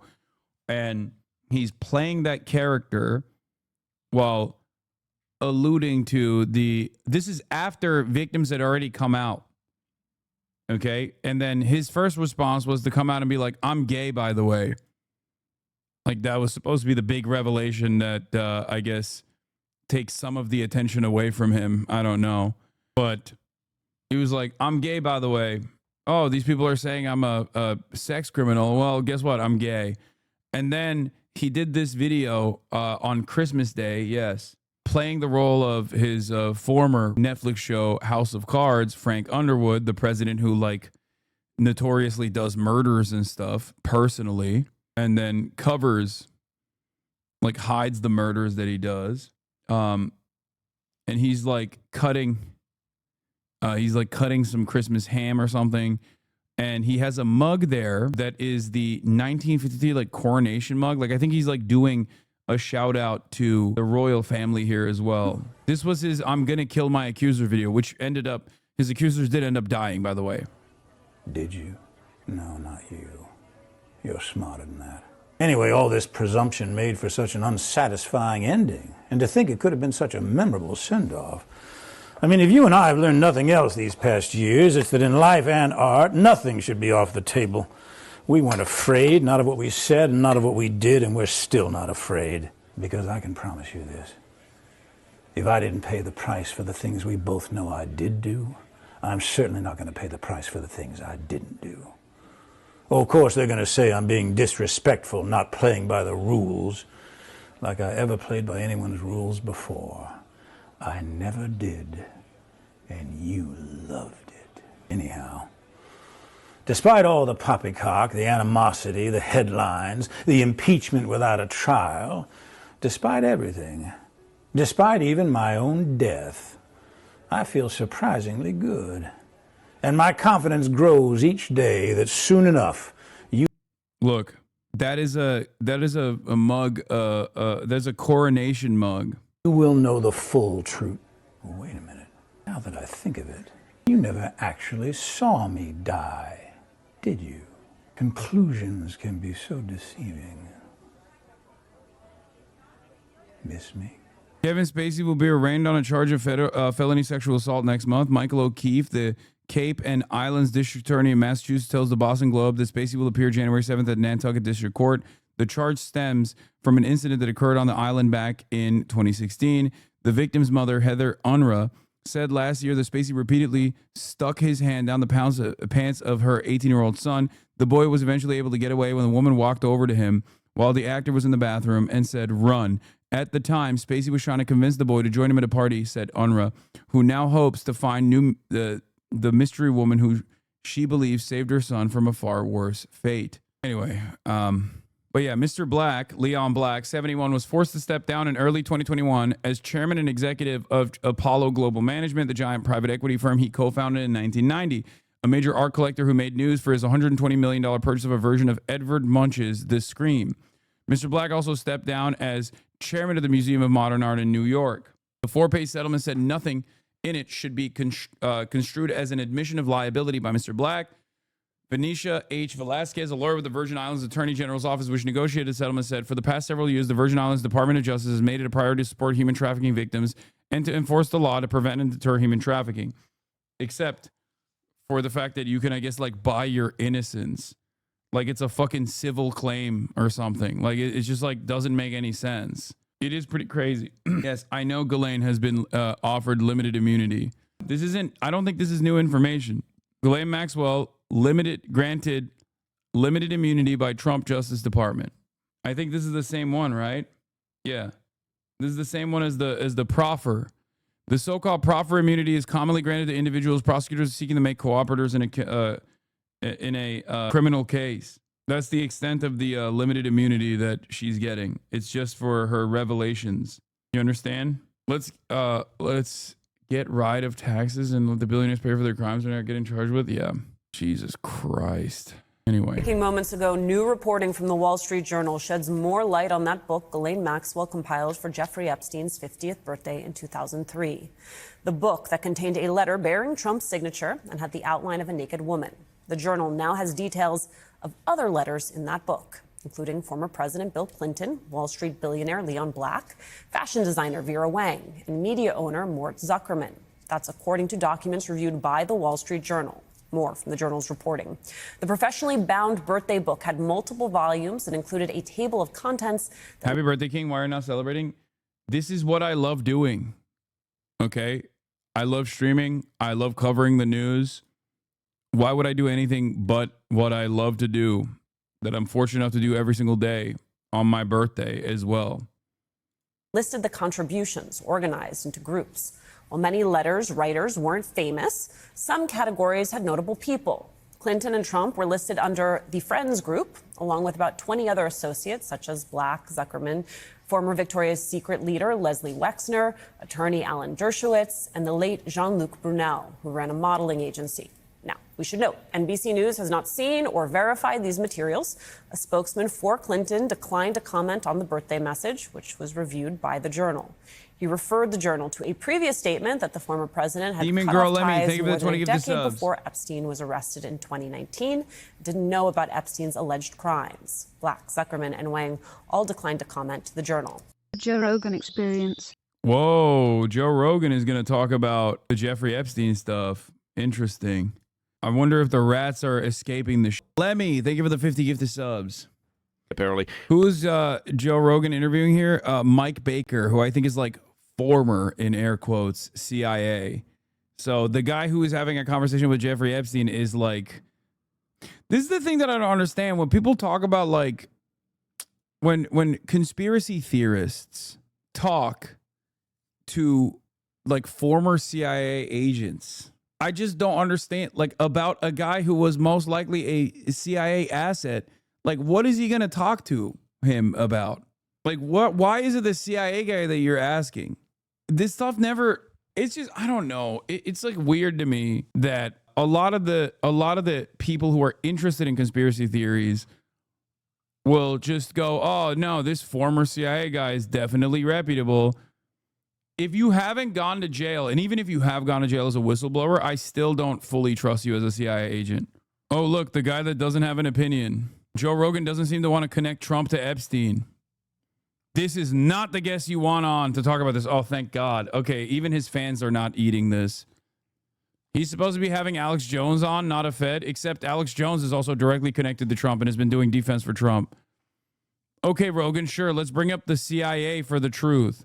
Why doesn't the president want the files released? Why don't these chumps address the Zoonacia-sized elephant in the room? What is Zoonacia? Notice they didn't utter the name Trump once this entire segment. Absolutely pathetic. Oh, it's the elephant island from One Piece. Fake fan. Okay, calm down, guys. The CIA guy had nothing to say. The CIA was involved. Yes, I'm secretly not a fan of One Piece. You caught me. But yeah, I just don't understand. Oh, man. It seems quite weird that the guy who sent sexual messages to Jeffrey Epstein for his birthday is being awfully weird about the revelations of all Jeffrey Epstein affiliates, himself included. I wonder why. Perhaps there is some way to solve this conspiracy. I wonder what the reason could be, guys. I just don't know. I mean, there's only two reasons. One, because obviously Donald Trump is also tasked as the president of the United States of America in defending the same fucking corporate criminals and incredibly wealthy financial elite as every other president is tasked with. That's his primary function, as his primary purpose. That's number one. And number two, he himself is directly involved with Jeffrey Epstein. What the fuck do you mean? Like, what could it be, I wonder? A big mystery. What's next? You mean to tell me that you took him seriously as a CIA guy when he said he is going to fight the deep state and drain the swamp? Like, you're not a baby. He's not a baby. Joe Rogan is a little bit like a baby, but he's not a baby. He knows what he's saying. You were in the CIA.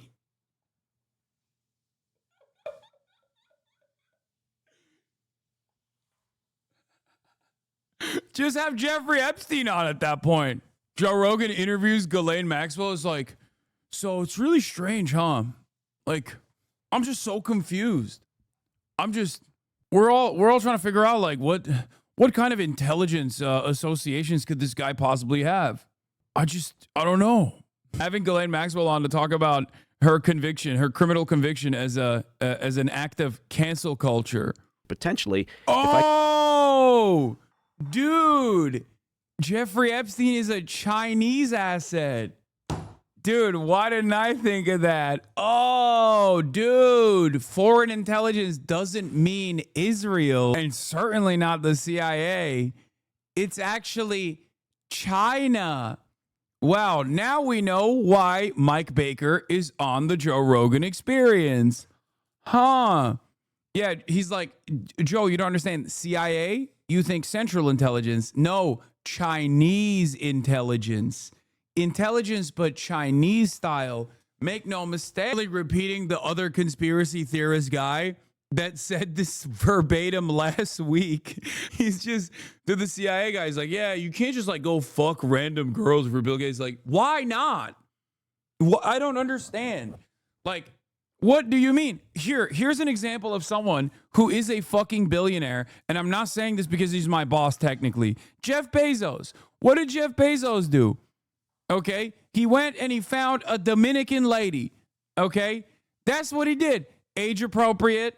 Like, you can do that. Okay? You can do that as a billionaire.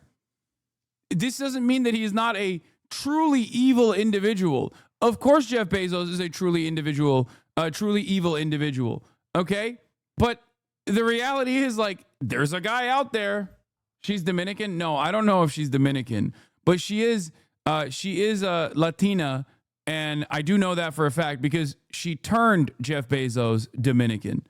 There's Mark Zuckerberg. Mark Zuckerberg has stayed with his wife. She turned Jeff Bezos Dominican. That's why I'm saying. That's why that's in my mind. Both Jeff Bezos and Mark Zuckerberg have been hit with the Dominican ray. Okay, that's just what billionaires do now.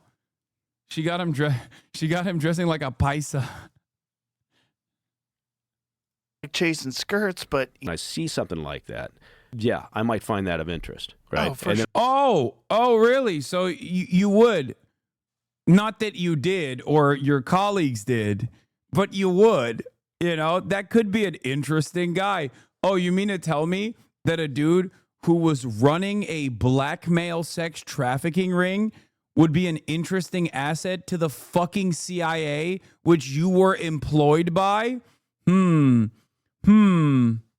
Well, if you say you would be interested, that must mean that he probably wasn't, right? You're just kind of saying that he wasn't without actively saying that he wasn't. You're implying that he might not have been, while also simultaneously saying that he was most likely a Chinese asset potentially.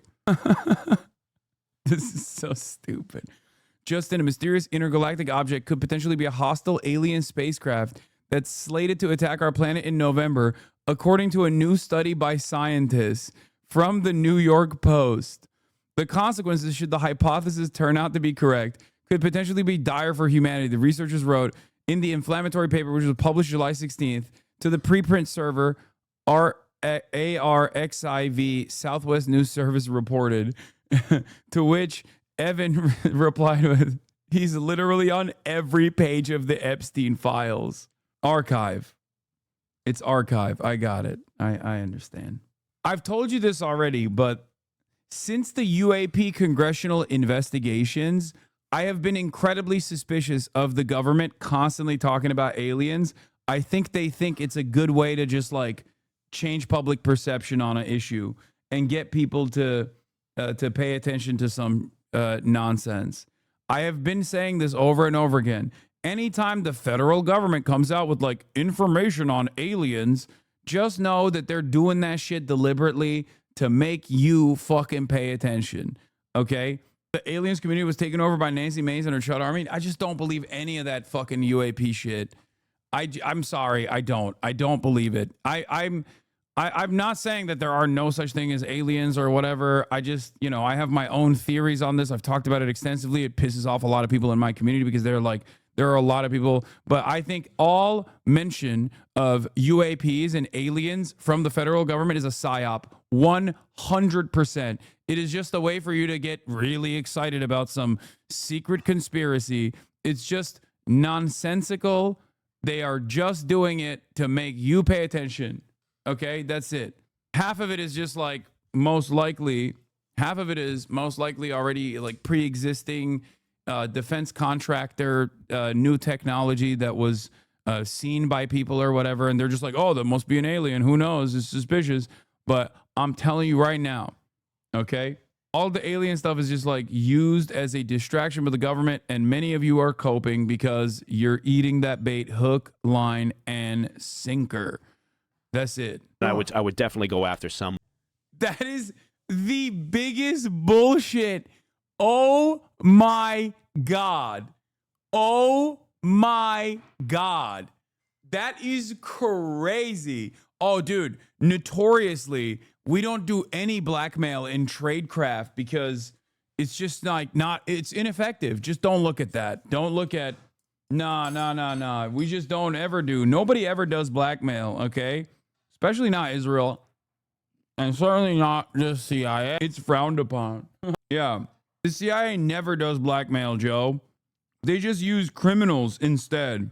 That's always funny because, like, all of the assets are literally blackmailed by the criminal justice system, technically. Like, what do you mean? What's a confidential informant? Every CI is getting a deal. It's so funny to be like, oh, dude, yeah, we blackmailed people are famously unreliable. It's like, no, they're not. They're actually the most common way that people fucking utilize both law enforcement and also certainly federal law enforcement most commonly utilizes fucking blackmail by dangling people's criminal convictions in front of them. This is literally the CIA going on the Joe Rogan Experience because the FBI fucked up so hard with Kash Patel. Like, this guy is a little bit better than Kash Patel. He's at least like charismatic enough to sound convincing. But this is straight up no different than the Kash Patel interview. The only difference is like he's at least like persuasive enough. You know what I mean? He's like a little bit more confident and a little bit calmer and doesn't look like an untrustworthy person like Kash Patel does because he's always got his eyes fucking open like this. This is crazy. He just said the CIA doesn't do blackmail. It's just a bad idea. I think he's saying it's not the best way. Blackmail is just one way. He literally just said the most common technique that the CIA and all members of law enforcement, from police all the way to fucking federal law enforcement, use is actually not that common because it's unsustainable. What are you talking about? I just described to you the most common way that you get confidential informants. What is that? That's also kind of like blackmail. It's the exact same principle. Blackmail is basically the process that you engage in if you don't put someone through any sort of criminal charges. It's the same type of coercion. Here is that blackmail doesn't work that well, and that's why the CIA doesn't use it. So don't look there, Joe. But maybe blackmail, because it doesn't work that well, a shittier intelligence agency like the Russians or the Chinese could potentially use it. Okay?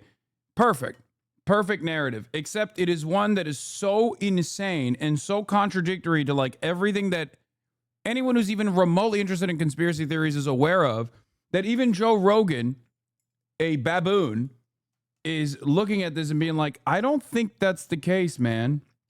Like, I think the CIA does use blackmail, regardless of what you're saying.